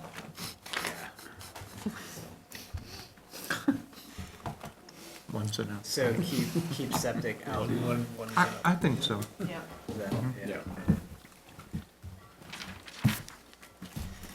So keep septic out and the low impact outdoor recreation would just be changed to passive outdoor recreation to be consistent with the, okay.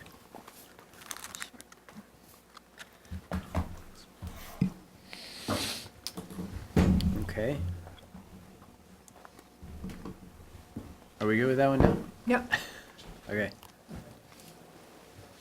So slope.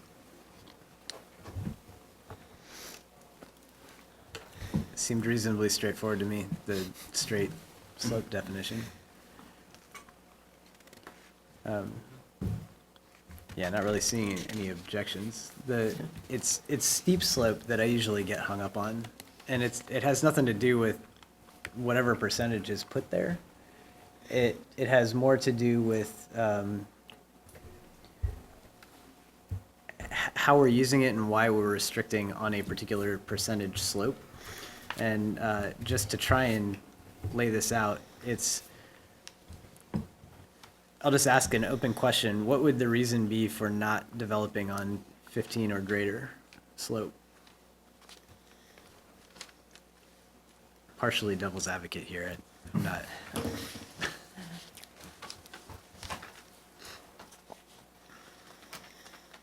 I think the logic was to get preventing erosion and related impacts. Which is how I was looking at it as well initially, but then I can also see that you could build on a 5% slope and have terrible runoff that's not managed, or you could build on a 30% slope with good architectural and engineering and design and all that has less runoff from it. To me, it just created a bit of a conundrum of like, maybe 15% is just an established amount that other towns use, or maybe it's a national thing. And I completely understand arguments both ways, that you have law of large numbers and that sort of thing, and you gotta pick something, because generally things are gonna be worse if you're building on a bigger slope. But it's also, I tend to try and look at things as addressing core issues versus managing symptoms, and to me, this kind of,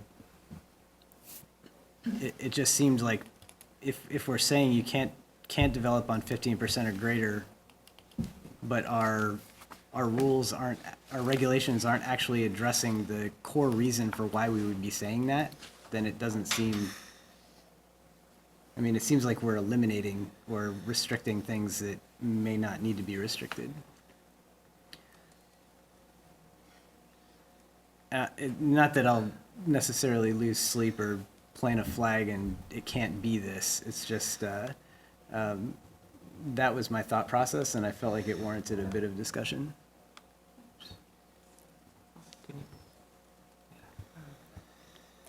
Just to put it into context, the places where steep slopes, that term is used in the zoning regs, is found in the section having to do with PUDs in the general standards, where in paragraph E, it currently says, proposal shall be an effective and unified treatment of the development possibilities of the project site. And the proposed development plan shall make appropriate provisions for the preservation of streams and stream banks, steep slopes, wet areas, etc. Right now, it's not defined, and so it would be defined areas greater than 15%. And then the other place where I think it's more pertinent, because this has been the focus of discussion, in the design standards for the rural district, building envelopes and no-cut zones shall be required by the DRB to ensure the preservation of site features. Building envelopes, and it's a should avoid open fields and core forests, and shall not include, shall's the mandatory, sensitive areas such as wetlands, floodplains, or steep slopes. And that's really what it comes into, and I'm really interested in the discussion here and the thoughts, because this is the sort of thing that I think needs to go on a planning commission agenda to really vet what the impacts are if we define that. Because if we have the definition that says 15% is it, then that reference right there would eliminate any development on 15% or more. Not to say that's necessarily a bad thing, but I think, was it Westford? Was that a slope development thing? We have, in Westford, we have a kind of upset figure where you're only allowed to impact a certain amount of steep slopes. That's per parcel. So not necessarily a percentage specifically, but. Well, there's what is a steep slope? So you can, once you're in that, we have restrictions on impacts to steep slopes and impacts to ledge outcroppings. And we would prefer that you do not impact either, but that's unavoidable sometimes. So we have a limit to how much you can impact, and the development has to, address that. And that's where the first reference to. Oh, Right, go so I ahead. think you're right. I think the first reference is saying it needs to take that into consideration. It's not saying I'll no. get with that. This one is specifically referencing the building Say envelope. no, yeah. But the building envelope. Yes. So is it defined now? It's not defined. It's not. But that's what we're trying to do. And Jason, I think But- you have a great question, is, is 15%, is that like an industry or a norm? I don't know the answer to that. Yeah, I don't either. We thought it was the predominant number in the state. Okay. Okay. And So- there was a We reference. thoroughly researched that, but Well, to support that, there were, the municipal day, there were some references to steep slope, and 15% was what was used. And it just got me wondering about this. And I'm sure if Stephen were here, he might have thoughts from an architectural perspective. But I was looking at it more from, I'd like these things to be part of the consideration and to draw attention to it, so that if there is something above a 15% slope, then maybe there's more scrutiny put on it from a DRB or natural resources review or something like that. Or do we just want to say, there are good reasons for saying this is a percentage that we don't want any development on? And it's just kind of a question I asked myself. I didn't have an answer to it. So today, what would prevent somebody from just, they'll find a definition of a steep slope they like and go to the town and defend that? I mean, if they want to build on a steep slope today, right? Yeah. How does the town impose it? This language that we're talking about putting the definition for is pretty new. It's only from February, so there haven't been a lot of cases. Got it. So it's in a sense untested. It wasn't as demanding before, so someone might have been able to just say, well, I did my best to avoid these steep and erodible soils, but I had to include some, and they're in my building envelopes, and that all makes sense, and the DRB would probably find that okay. When somebody goes around and assesses land for taxes and things like that, and they say, well, X amount is undevelopable, are they considering that, like steep slope? Is there a standard there? I don't want to, I learned never to try to speak for Ted. Fair enough. I always perceived it to be kind of a standard of reasonableness, because you can find an engineering solution to just about anything. right. You could build a structure on, a vertical slope, but is that a good idea? So the question is, how do you incorporate that sense of reasonableness into the planning apparatus? Because there'll always be someone who wants to do something beyond that standard of reasonableness. Whether it's a 30% slope or whatever. But it seems like as a town, we're suggesting that steep slopes, as a general rule, are not the best place for development. So I guess of course, the reason for the discussion, the challenge is lending specificity that can then help people address that standard of reasonableness. Right, it wouldn't be a general rule if we make it an actual rule. But I'm totally with you, that's my, yeah, that's where I am. Okay, so in Westford, it's 25% or greater. Oh, okay. Yeah. So in Westford, they use a slope having 25% or greater encompassing an area 1,000 square feet or more prior to cut and fill, cumulatively calculated from the date this standard was adopted. Okay, that's kind of wonky. Slope is calculated by dividing, okay, blah, blah, blah, rise or run. Okay, there will be no distinction between natural and man-made slopes. So, but anyway, I think the point is us having a grade of 25% or greater encompassing an area 1,000 square feet or more prior to cut and fill. So, I'm struggling to understand sort of what the negative aspect of this is, and then maybe that's just because of like a height. I mean, if we're talking about a steep slope that's 3 feet height, that seems pretty insignificant. But a steep slope of, I don't know, 30 feet, right, is something else entirely. But we don't address that, right? It just says it's 15% more. Like, what is Am I the thinking slope? about this? What is the slope versus a molehill? But, well, yeah. I mean, what are we trying to protect? I'm struggling. This is an honest question. I'm just struggling to understand like what we're trying to protect against. What? My assumption would be that it applies to the building envelope that's being proposed. So whatever that area is. But I mean, in terms of the height, if it's a slope, right, then we're talking about a height. But it could be a foot tall, or it could be 20 feet tall. Wasn't that That where in slope. your definition So of it's- Westford, doesn't that have the yeah, 1,000 feet? yeah. Right, so that's why I think. 1,000 square feet. Minimum cell from the 2004 Well, that's, square that- foot that's LiDAR was 10 the meters. total that you can impact The on a newer LiDAR, particular I'm not sure property, what the cell size is. is 1,000 square feet. So it just, provides The spacing of the acknowledgement there are points. gonna be times when that's unavoidable, but it doesn't let you go, just do whatever you Because- want, Yeah. yeah. Because the, But we have, I have to say, we have run into problems where, it's also calibrated with our road and driveway requirements, and we have run into problems where somebody has created a much longer, wider driveway that has ended up impacting, wetlands and all sorts of stuff, which they can just go get a permit pretty easily, unfortunately, from the state to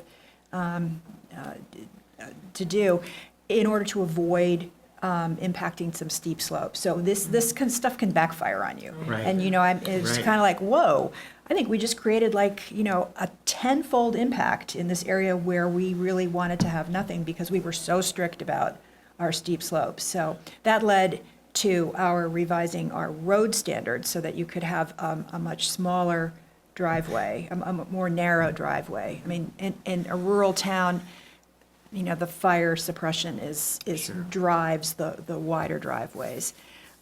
So it's, threading the needle. It's constant so, maybe to answer learning your experience. question, the way that the regs are written, and I don't want to get into the weeds, is that it's in 30-foot increments, 10-meter increments. Okay.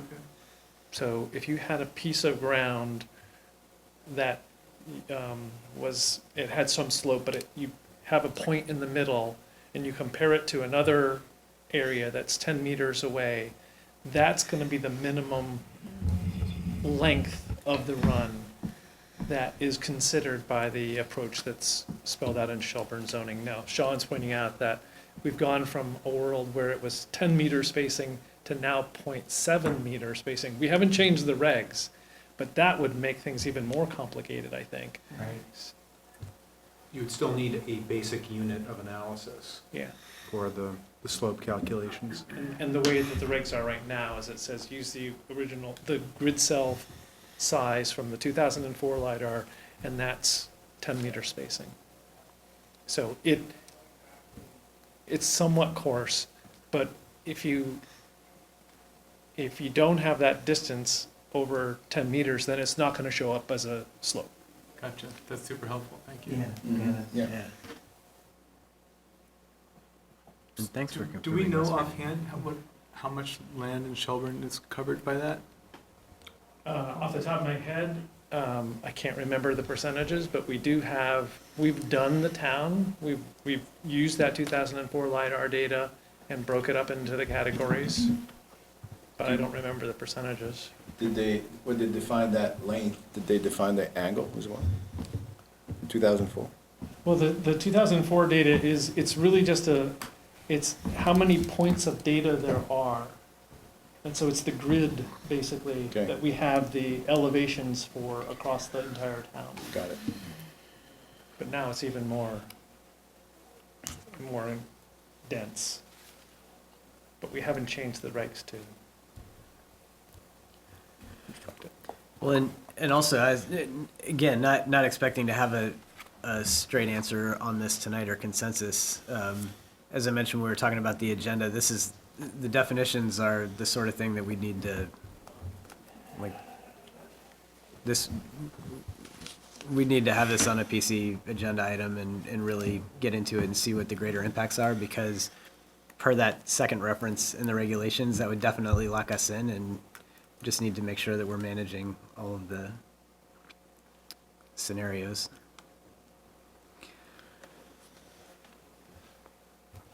And I would also encourage, if anything comes up around this and any other discussions, please let us know, and we'll make sure that we get that into any discussions as well. Is that a good spot to move on, given the time? We're into the last hour. You want a stretch break? All right, everybody's good? Sure. Or feel free to stand up and stretch anytime. Some of them in stretch. That's, yeah. You gonna sing Sweet Caroline too? Did you grow up a Nationals fan? I guess I have to ask. since No, well, we're they've talking only, baseball. Yeah, they weren't around. Well, I was delighted, of course, but they've only had them since like Yeah, that's true. 2005, so. Of course. So I was, I know. yeah. My goodness. Well, they were As soon as when I I was said it. really little, they were the Senators, and then we sort of were pretty much, you're It's your like an hometown Orioles, team. you're an Orioles fan, pretty much. And then, I pulled for them, as an ex-Bulls. Yeah, I bet that's Yeah, that's Jerry right. Park and ate ice cream. yeah. There'll be more Maybe national Shark. fans up Cherry here. Park, wow. Has it been Yeah, I had ice cream. Yeah, 7th grade. there? Where did I really get? I've been there. Not Yeah. just for concerts. I saw Supertramp at Jerry Park. Oh, no, wow.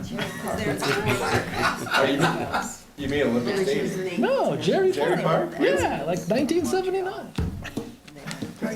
Are you from Montreal? Quebec City. Yeah, we're talking about It's a tennis stadium now. Oh, we'll have to continue this. That's our 7th inning stretch. So it was the original home of the Expos before they built Olympic Stadium. Built the big Olympic Stadium. They're both still there, actually, Good to know. in Montreal. Yeah, one's a tennis stadium now.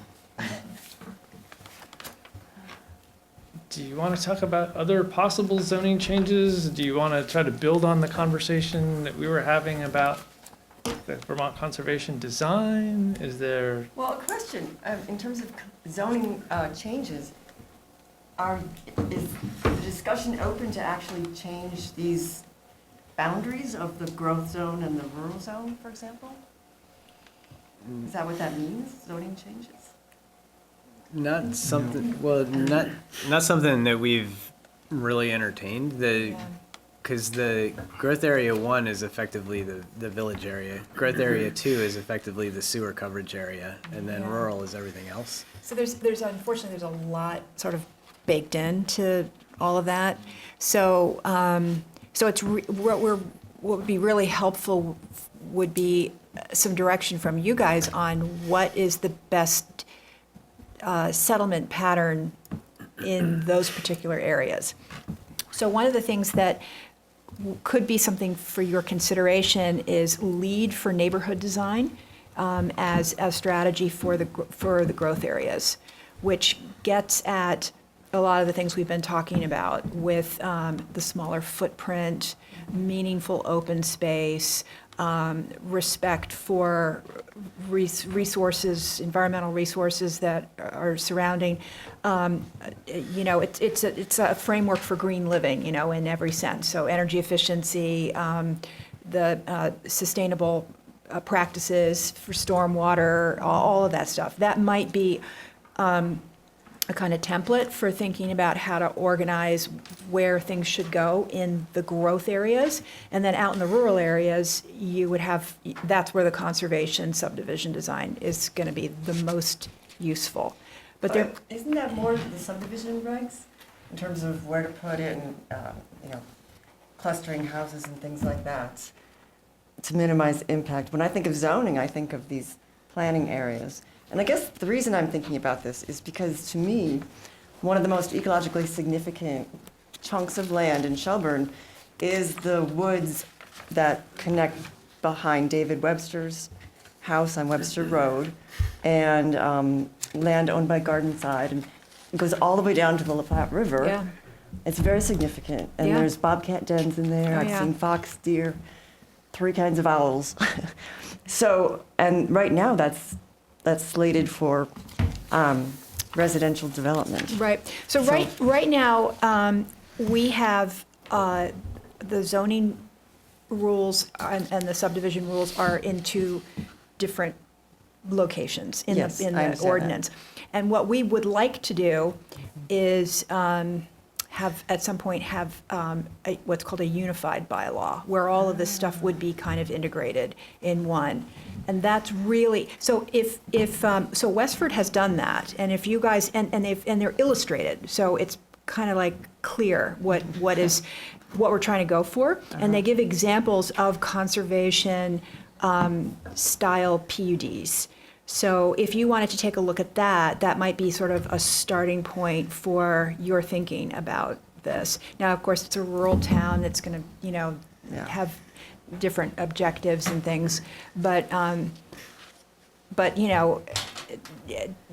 we're looking for this level of input from you for all areas of the town. So if you wanted to start with the rural area, just because that's maybe the most appealing place to start, and where you could really probably have the most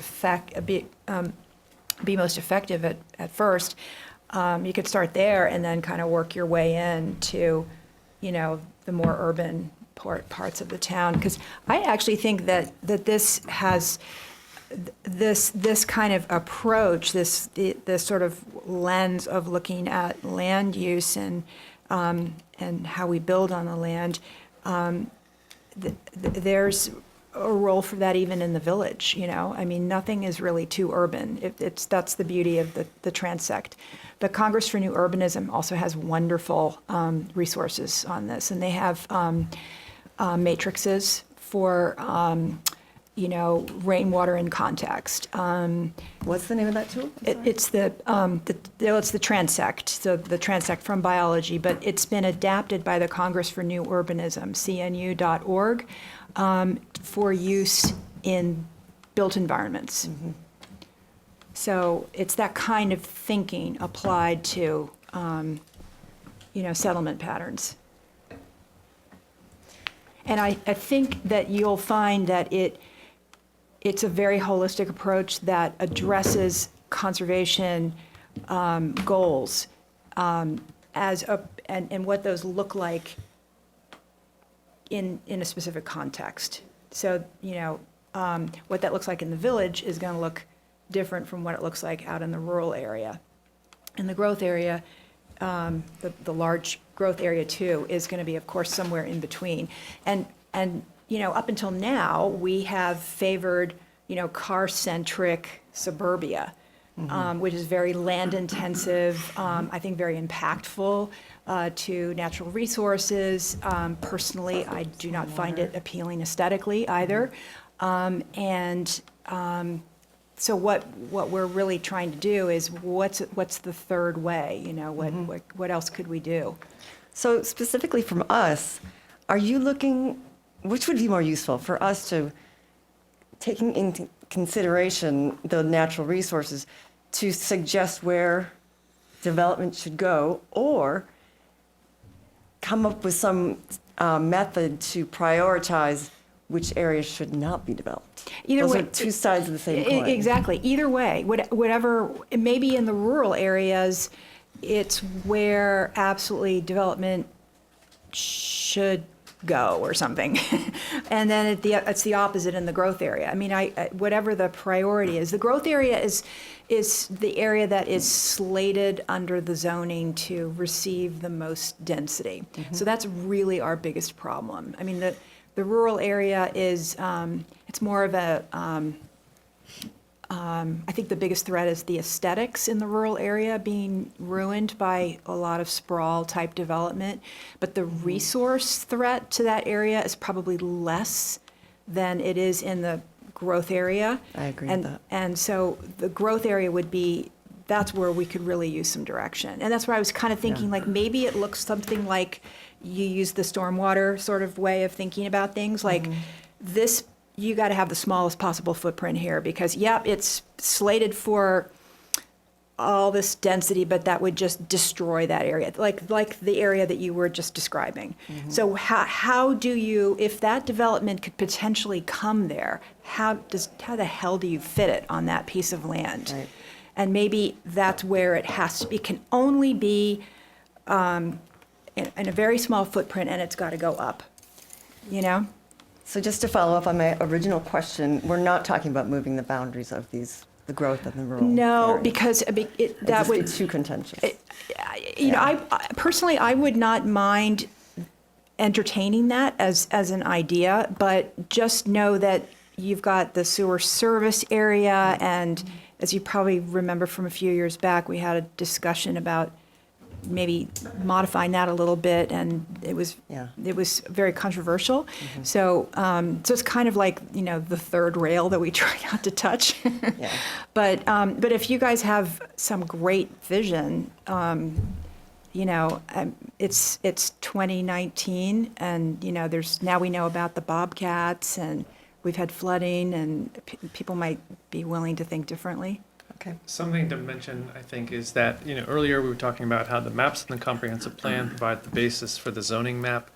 There's not just the zoning map, which shows the basic districts, there's the zoning overlay map, which crosses those boundaries and follows natural features. And so things like floodplains, flood hazard areas, are shown on the overlay map because they have kind of a life of their own, and they come into it. It has effect regardless of what is shown on the main zoning map. I just wanted to point out that as part of the approved comprehensive plan, one of the recommended actions is this one over here on the side, where it says, consider developing a wildlife habitat overlay district in the rural zone. So, you know, not having to wade into the debate about the boundaries of the sewer service area, proposing a wildlife habitat overlay that is added to the zoning overlay map may be some of what you're trying to get at.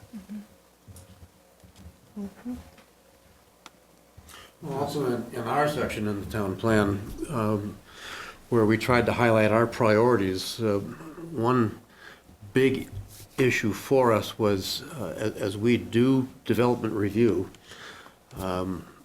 we don't have any teeth that we can apply. And so we wanted to be able to change things around for any development proposal so that we have more to work with to direct the DRB and the developers, and that we can point to resources that need protection, and that should be the first thing that's identified first before you start to look at, you know, where's the building zone and where's the driveway. And so we're hoping to be able to work on some of those regulatory changes.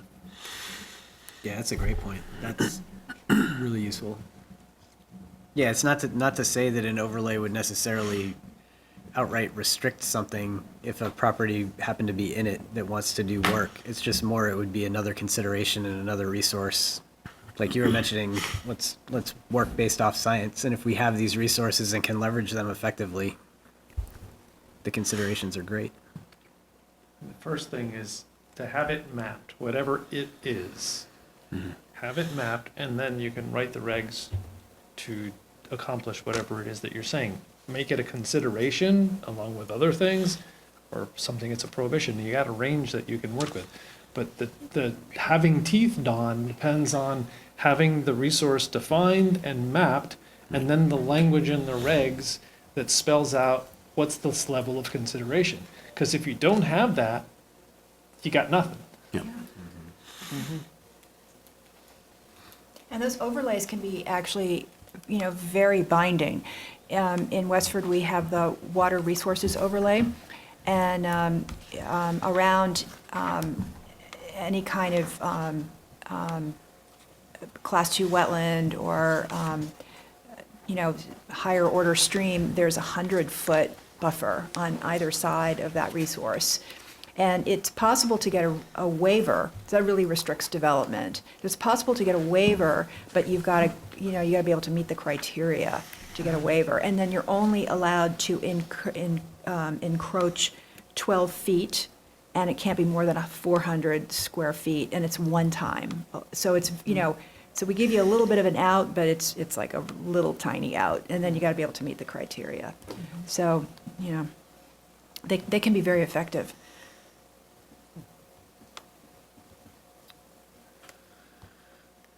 Yeah. Good question, though. Is that getting where you need to go? Oh, yeah, that helps a lot. Okay.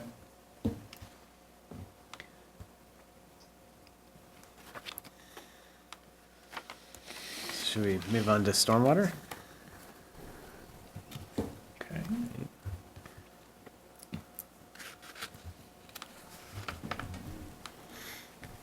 The materials that were posted online included some excerpts from the two different regulations, the site plan section of the zoning regs and the subdivision section, or subdivision bylaws, I should say, the stormwater section. So the purpose of mentioning this is just to make clear what you'll find if you look for stormwater in the subdivision regs. You'll find it mentioned in a couple of different places, but one of the major places in section 970. And then in the zoning bylaws, the place that you'll find it is in the site plan review section, which is section 1900.4. So when we're talking about doing things with stormwater regulations in Shelburne, first and foremost, people need to know we're already doing something in those two places. There's a little bit of connection. There's also some stormwater requirements in form-based zoning, but that's optional, and we can have another conversation a little bit later about what may be going on there. And the thing that I wanted to point out about the regulations is that they have kind of two faces, and one of the faces is what you see here in paragraph A, where there's a requirement that has a trigger. So it says, when a project proposes to disturb an area more than 1 acre in size while creating less than 1 acre of impervious surface, and thus would not trigger the requirement, the project must comply with the stormwater management manual to the maximum extent practicable. So it's got this trigger in it, all right? Then there's the second paragraph that says, but irrespective of size, you still need to try to do something positive with your stormwater management.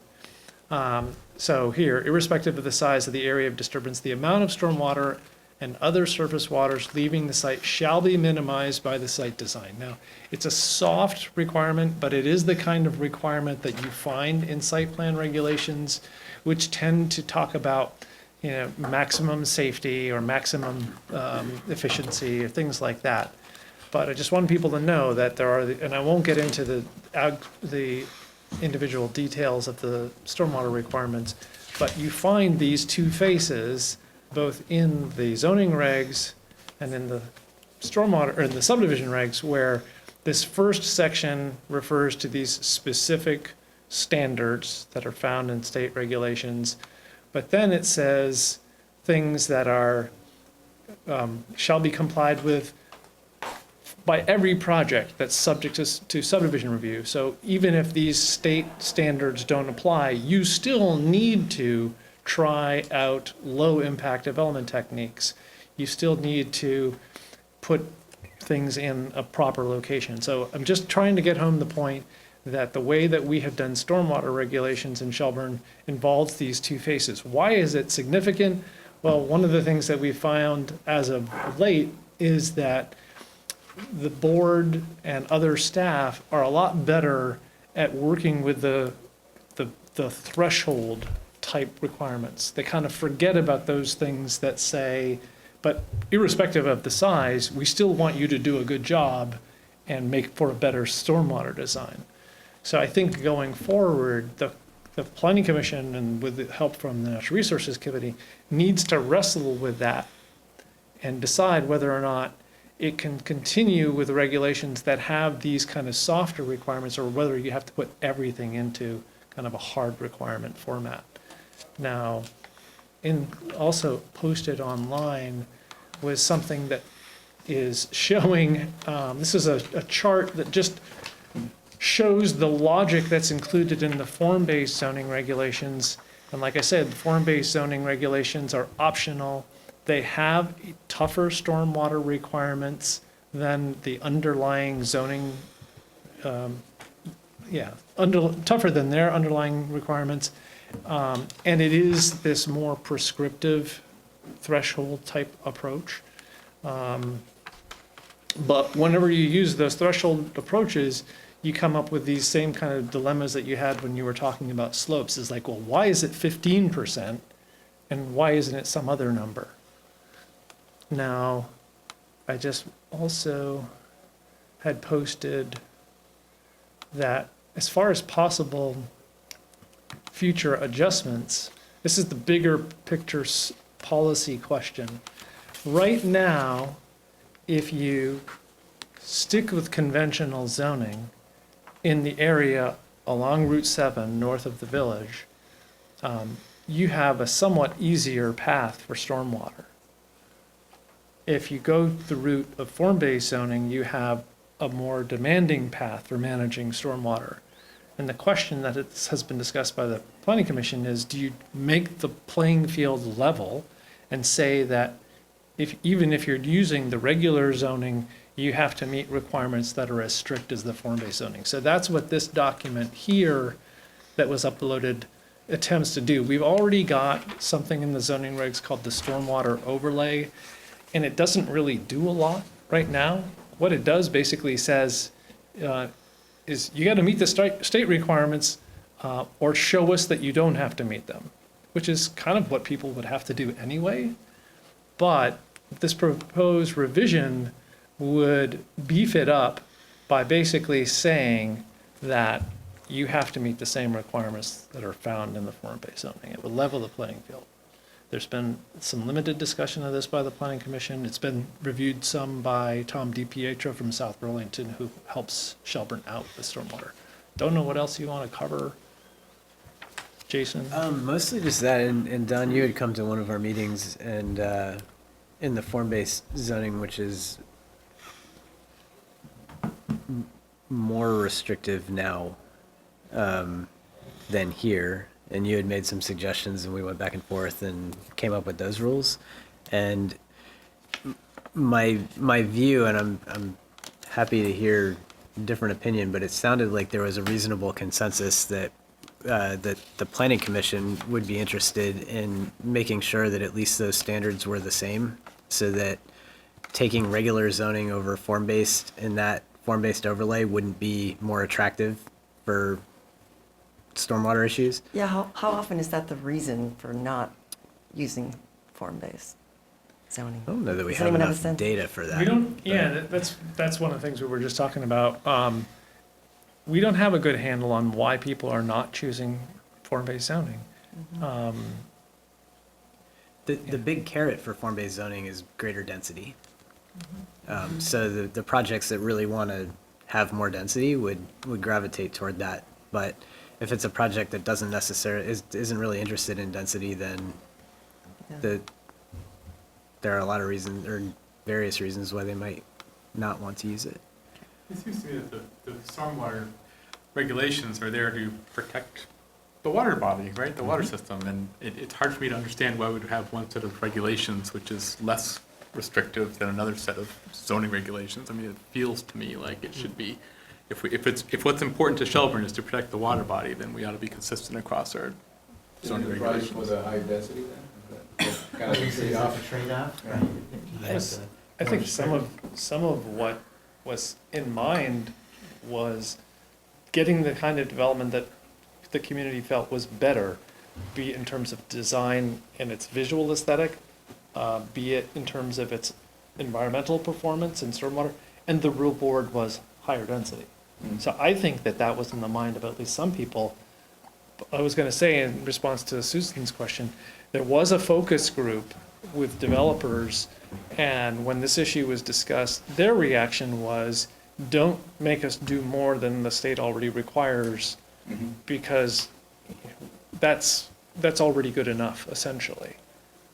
And to the degree they might have signaled that it might make them less interested in form-based zoning, I mean, I think that was implicit. Yeah. But whether or not it would actually make them not do a project. The thing that's important to understand is that the form-based zoning gets at people who are redeveloping sites. I think it's a different question when you have an open parcel or a parcel that's going to be cleared and a developer is going to just start from scratch. People that own a lot of the property along Route 7 are not necessarily going to do that. And the impact that form-based zoning has is that if you're changing enough of your property, then you're going to have to retroactively improve it for stormwater. Yeah. And a lot of that stuff was built, not everything. In recent years, things have been done using the state requirements. But a lot of things happened without any oversight, so it would be a heavy lift. And so some people argue that, well, I won't invest in my property because it's going to cost too much to deal with stormwater. But Don's suggestions would be playing out in this part of the regulations here, because I think, Don, you were suggesting that where it says half an acre, it'd go to a quarter. So instead of an acre, it would be half, it is a half, and Don's suggestion was instead of a half, make it a quarter. That would make it consistent with form-based zoning restriction for stormwater management. No, form-based is at a half. Yeah, this is the storm-based. So I thought what was being talked about was leveling the playing field, so to speak. Is there actually a proposal to tighten what's required for form-based as well? The only proposed, Tom has made some suggested edits that weren't, because we were asking him the question, are we running into any incompatibilities with the most recent version of the manual? And he pointed out some things, but that was not included in the version of the rewrites that are formed for public hearing. So it's mostly been put aside. So lowering the threshold to a quarter acre would apply for both traditional zoning and Well, form-based? Yes. I guess a part of it is a question of when. I mean, if it happened, if we didn't change the basic regs, it would only happen in one base. But if we did in both, then it would be both. Yeah. I see. Right. So doing it in both is appropriate in my view. And the other issue I would raise, where the developers say, don't make us do more than the state requires. I mean, the state requirement, I think, is based on something like a standard 1-year rainstorm is what they need to calculate the hydrology for and what they're doing. But that standard is quite a number of years old, and the impacts of climate change are heavier storms, more water, meaning the systems we're building are maybe not going to be solving the phosphorus problems that we need. So right now, we have a lot of historically developed properties in the corridor that have an awful lot of impervious surface. And so one of the goals of the form-based zoning was to create a zoning system that would incentivize reuse and reinvestment in those properties for grand list expansion, but also for more sustainable redevelopment of those properties. And also to discourage what had been the pattern, which was development of the remaining green fields with very car-centric development, loads of impervious surface, roofs, parking lots, all of that stuff. So that's really the sort of big picture goal of this. So I personally do not favor, at this point, anything other than bringing up the existing underlying zoning to the same level of stricture as the form-based zoning. So at least on the basis of stormwater, there's not any kind of incentive for somebody to use the underlying zoning, because the carrot, as Jason was saying, is density, but density is not something that that everybody is necessarily interested in. Right. So that's a real problem for us. And then, one of the other things that's happened is that since the zoning was adopted, again, only as an optional overlay, it was predicated on having an awful lot of retail on the ground floors. Well, we know what's happened to retail, so there's a lot of demand has evaporated. So what do we do? So another thing that we are starting to think about is looking again at this more holistically.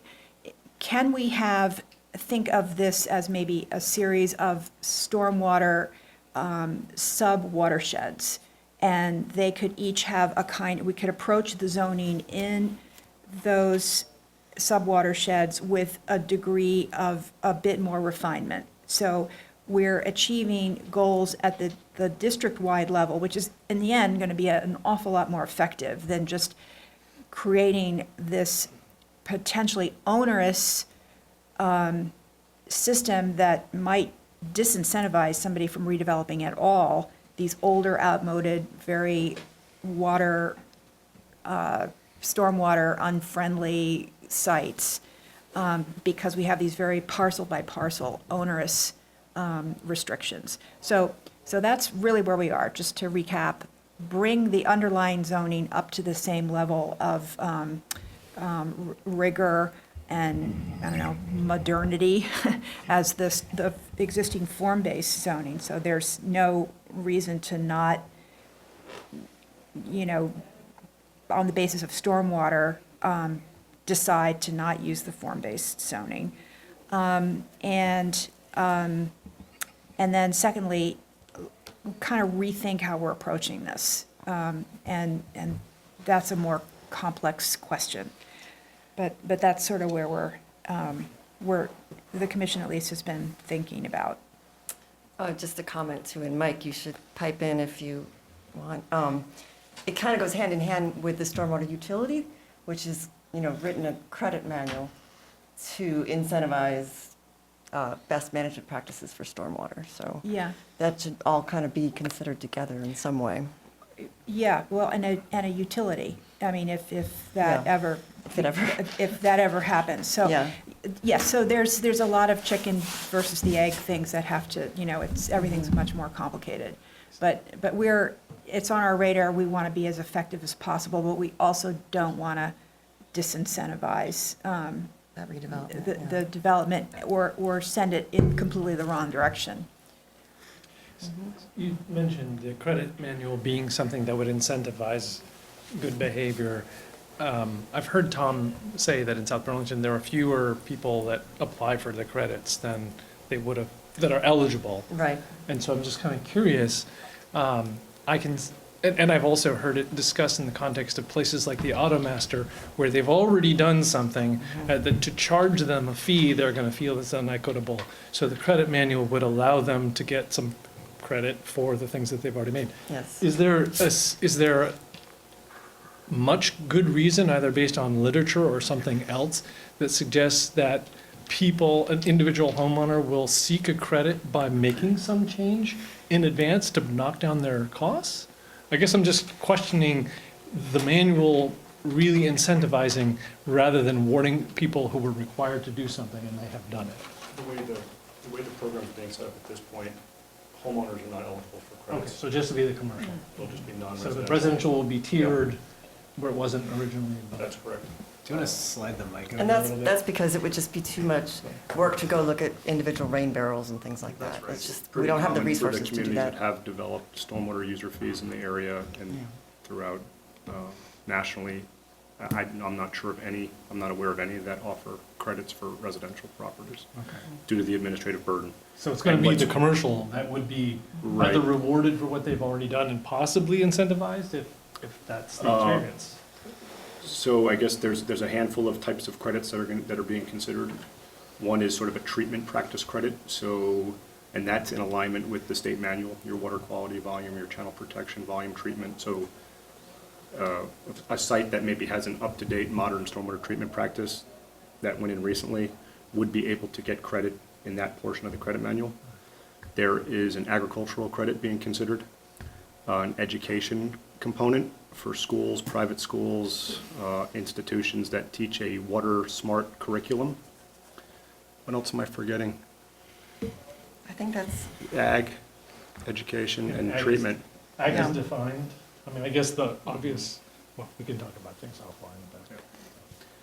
Well, the administrative burden, that's just another example why ultimately the pattern of development is so important. Because The map- that's a way to just, bake in the sustainability right there. The map that I had up earlier, which I think I can get back,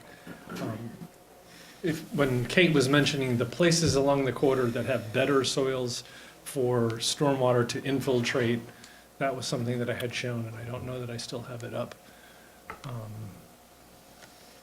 But if people were interested, well, where are those areas in Shelburne?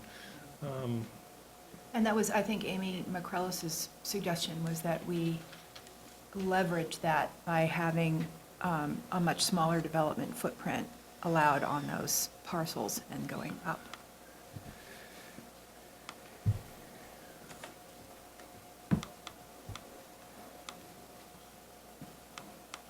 Jason, just a question. The density refers to number of residents, or how does a business get density? Is it? Basically, the size of the lot that's required. Mhm. So where under traditional zoning, if you have a commercial use, you'll need at least 20,000 square feet. Mhm. But under form-based zoning, depending on the building type, you might need half that or even less. So you don't need as much land. And you also get to cover, I mean, this is an interesting kind of seeming contradiction with form-based zoning. Under conventional zoning, the lot coverage maximum is 50%, but under form-based zoning, it's as high as 80 or 85%. But the theory of it is that there will be, the development will be tighter and there will be more places that are kind of left green. But I'm not sure how that will play out in the end. The overall footprint of development at the aggregate level will be much smaller. So you Does want. that include parking and? Yeah, and that's, parking is shared under the form-based zoning. And actually, it's required to be shared. So, it's the idea is, park once, walk. Do whatever you need to do and we are creating a built environment that supports that. Unlike, It's a heck of an undertaking on Route 7. 'Cause It's it's not a walkable street. That's- no, it isn't. And so we don't imagine that it's going to just turn into, Church Street or something like that. But what you can do in these environments is you can kind of sort of in certain places kind of create nodes of walkability that are, so you can plausibly have that park once, walk around in one area. So the former jelly mill is a great example of where that is just kind of starting to happen with the healthy living that's going to be going in, and it's not as Because the others on Route 7 don't appear to be that successful.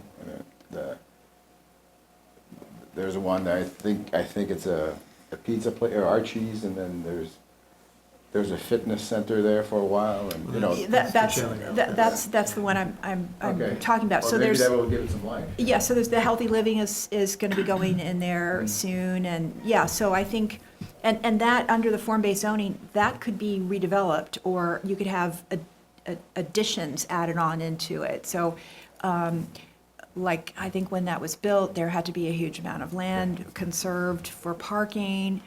That's no longer a requirement. It's a very deep lot. There could be a lot of housing built in the back. You could go up top. There could be any number of ways to do it.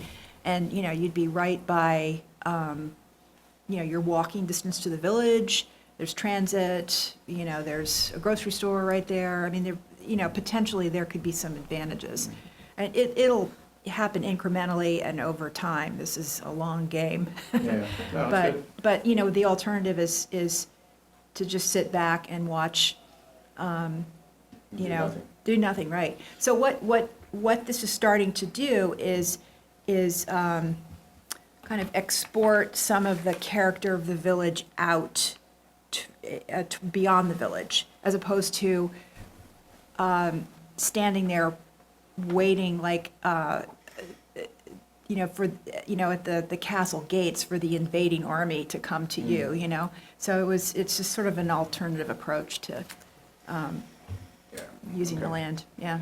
So That'll be good discussions. the places that have the soils that would have better capacity to infiltrate, you know, you put the water and it will go in, are the brick colored. Oh, okay.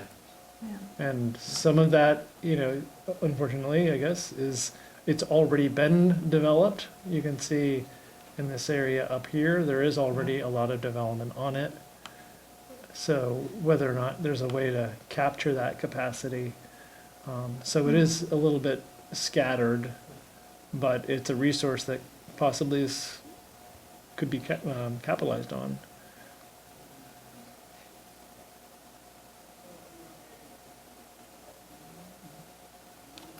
And also something that I mentioned during a planning commission meeting, and we'll just repeat here, is that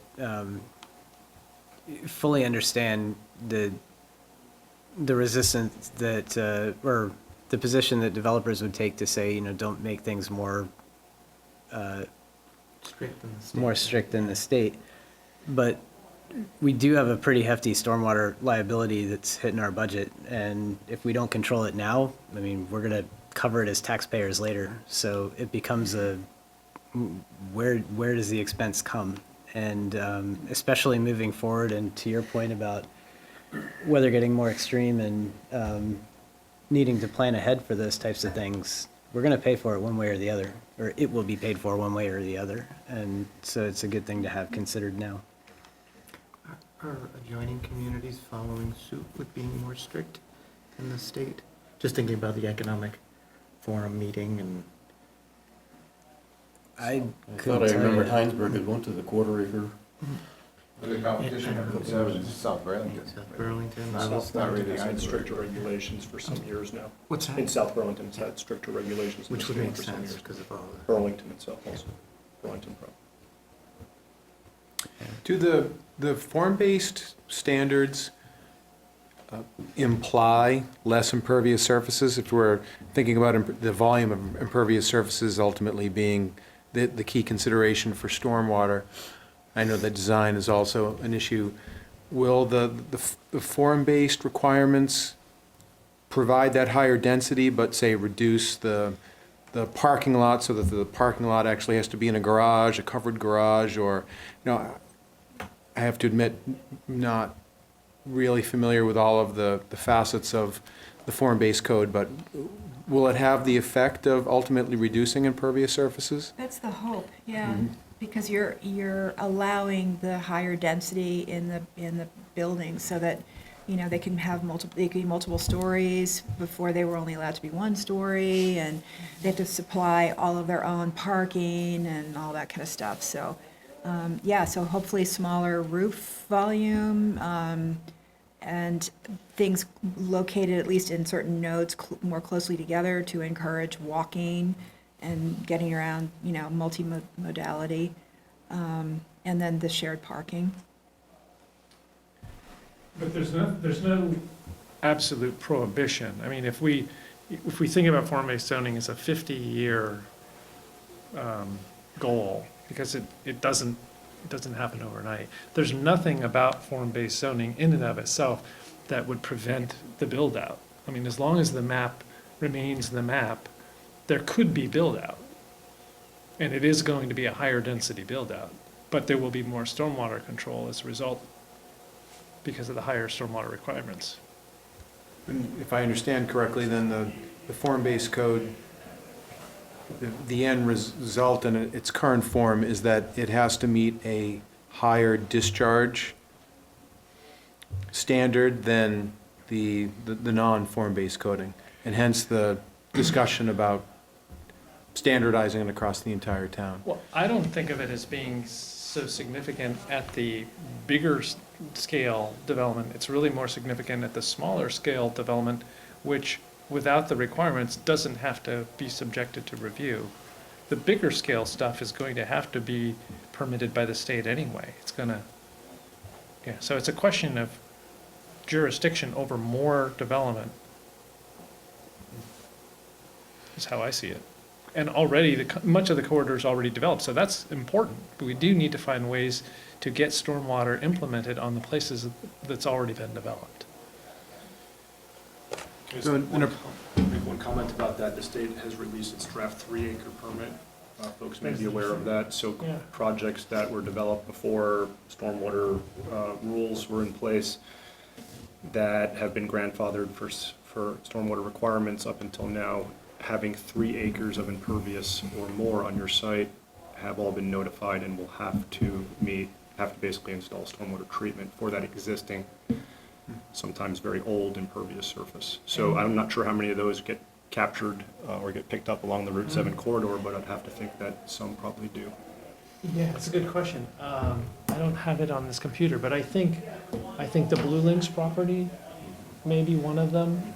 There aren't a bunch of them, but there are some, and I think the Blue Links is one of them, which is up here. Is that the bowling alley? No, Blue Links is building materials off of Pine Haven.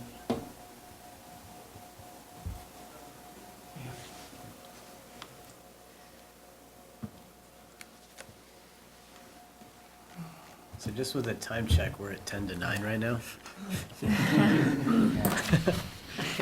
We haven't solved everything? I know, right?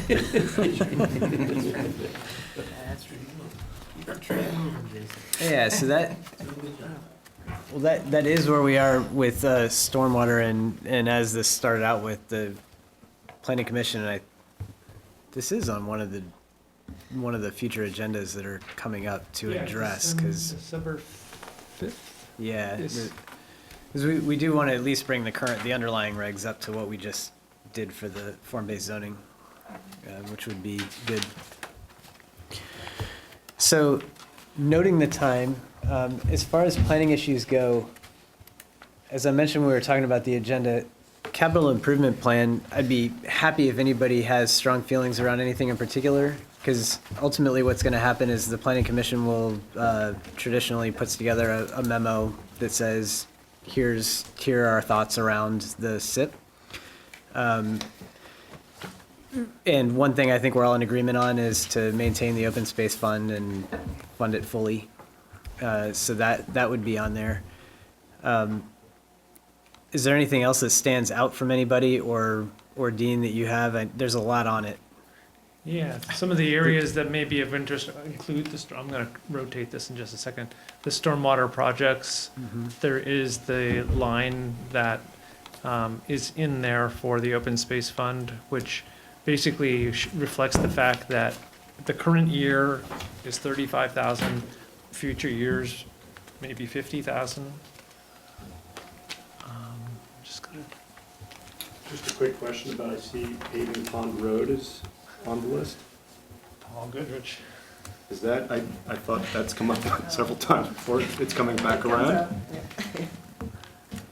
Is that's not blacktopping it, is it? Is that what it Paving? means? What? Something? Where's Pond Road?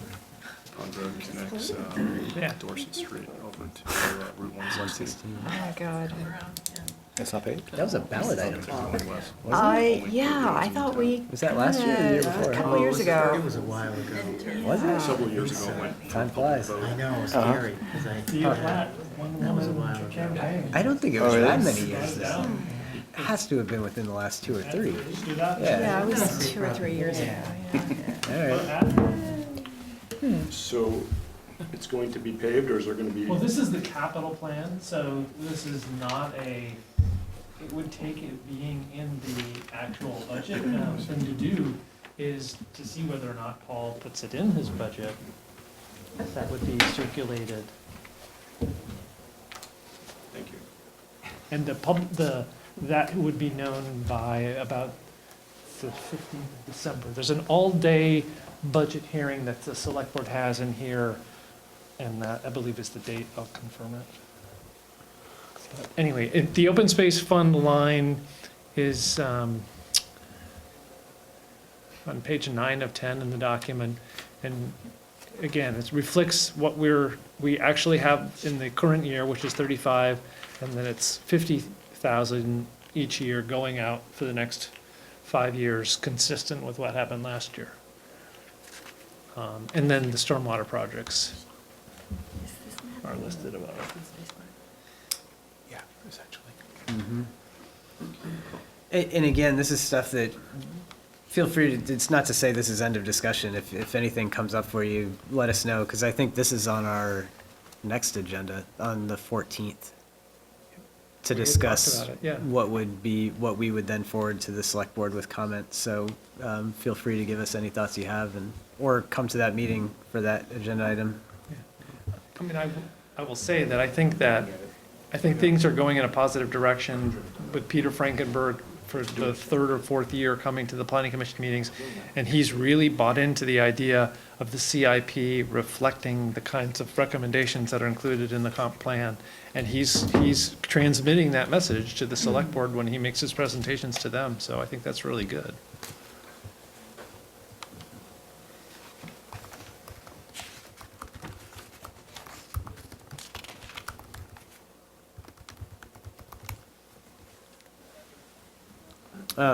And just in case anybody knows, Gail was asking if there's anything in the Pond Road SIP plan for animal passage infrastructure. Oh, And I just said that would probably be a question for Paul. I don't yeah, think there's any detail around that. I would be surprised. That would be good, though, because I was noting in one of the, I don't remember what document it was, but it was one of the Vermont Fish and Wildlife maps of Shelburne that showed that there was, I think it might have been the only one in town that was a critical wildlife crossing across Pond Road. Three-toed south. Amphibians Yeah, Yeah. and reptiles. and there are also 2 priority areas for, I don't know if it was wildlife or what, but in that corridor east of Dorset. So those would certainly be considerations. Do we have any culverts right now that are for wildlife? No? No. We don't have anything like that? Non-Shelburne. Yeah, it's a great question, though, because, yeah, that would be something that we'd want to have included. I'll just mention, you might be interested, there are several culverts designed for amphibians in Moncton, and I think it's,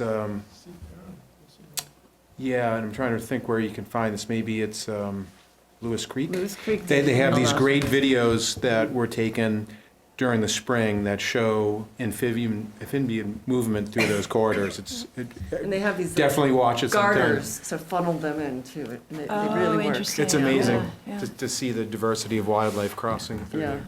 Well, I've personally picked up, each year, numbers of snapping turtles, not the really big ones, but the small ones that are crossing Bay Road. So I get Road, yeah. a little sense of what it's probably like.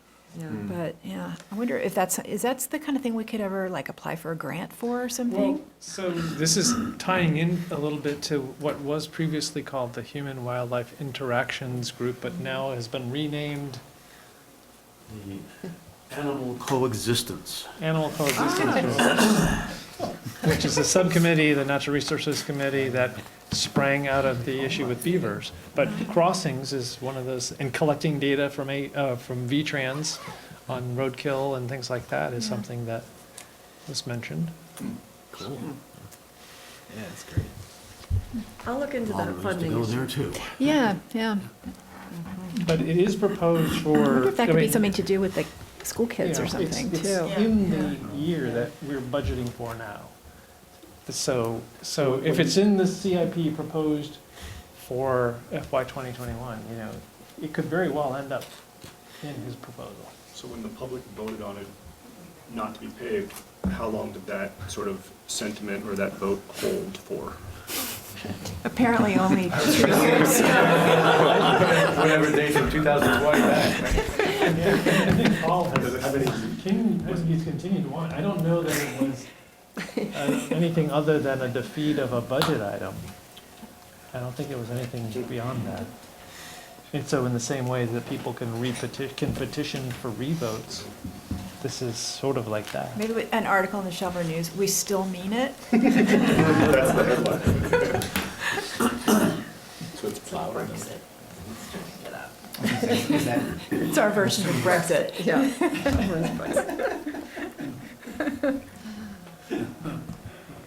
So, all right, again, with time in mind. So the next one was big picture timeline for implementing recommendations. Dean did a lot of work tagging words and consolidating and figuring out what the town plan sort of is emphasizing if you're doing a focus on the words available. There's some material in here that material is also online, and it's interesting things to think about. I mostly wanted to just address bigger picture that the philosophy that I had anyway, as we were going through the town plan, was that the recommended actions that are in there gives more teeth to any changes that come across. It's really showing the intent and the spirit. I think I've picked up that they're a view from some, because there's 300 and some odd recommended actions in there. And there was a big push for, all right, we got to get all these things prioritized and tackle them all. How is this happening? And at least in my mind, the idea wasn't that all of those things were going to get implemented during the life of this town plan. It's more setting a precedent. And as changes come across, if there is if that is addressed in those recommended actions, that gives us the support to say, hey, well, our town plan is asking for this, so we can do that. It would be great to get them all done. It would probably be a lot easier to do that if taxpayers decided that they wanted to fund an entire paid department to focus effort on this, but that's not how our town is set up. So mostly just trying to set an expectation of being realistic about what's in there. And the exercise that Dean put together is just a good way to help with prioritizing. So if there are any particular ones that people feel really strongly about, I'd certainly encourage people to bring those up and lobby for those. That's how things will eventually get done. And then if you wanted to add to anything that, anything around, or if you were just bringing it up. Yeah, so the comp plan is in its very fine form as a PDF on the plan, on the town website, but you can pull out the statements and then you can try to distill them a little bit and then put tags or words that describe what is mentioned in each one of them. And that's what allows somebody to quickly search, but also to look at the number of times a certain word is used. And I basically divided things up into two categories, actions and objects, so that the word amend, or the idea of amending the regulations, zoning, subdivision, comp plan, comes up 45 times. Updating other things. And I made an effort to distinguish between changing regulations, which I tagged as amend, versus updating things that are not regulations. So it's also one of the main emphases of the plan is to update things. And then you can just see, but the top 10 in each of the category, amend, identify, update, implement, encourage, support, and so on. When you look at the objects, the top one is zoning development, then regulation. I could have almost combined zoning with subdivision to create regulations. But so there's a lot of emphasis in the plan on using regulations to solve problems. I frankly think that's maybe a little bit too much hope, because regulations are imperfect, but there's certainly a lot in the plan that says that's what we should be trying to do. Anyway, the documents that were posted go down to every instance where a word is used more than once. If that sort of thing is interesting. Yeah. Yeah, and these are things that will certainly help guide as multiple issues come up, and how do we focus. So, and it's certainly inputs from groups like Natural Resources that really help us, because especially if nobody shows up to meetings from the public, it's 7 people at best just having a conversation and deciding what seems right. Then the last one, and given the time, was the scenic preservation. I'm wondering if, because I saw the presentation in the back, and I am actually interested in that. I'm wondering if that's something we could just stick on a planning commission agenda at some point to just run through. That's yours, right? Yeah, I just had done some preliminary work, so, we'd be happy to come back and discuss it another time if that works better. Yeah, that'd be really good. And without other business or anything like that, does that cover us? You got to the agenda. I never thought Thanks for keeping us on. so you get to declare, Making the trains run seek a on time. motion to adjourn. I know, I'd be happy, I'd entertain a motion to adjourn. So moved. All right, moved by Kate, seconded by Steve. All in favor? Aye. Aye. And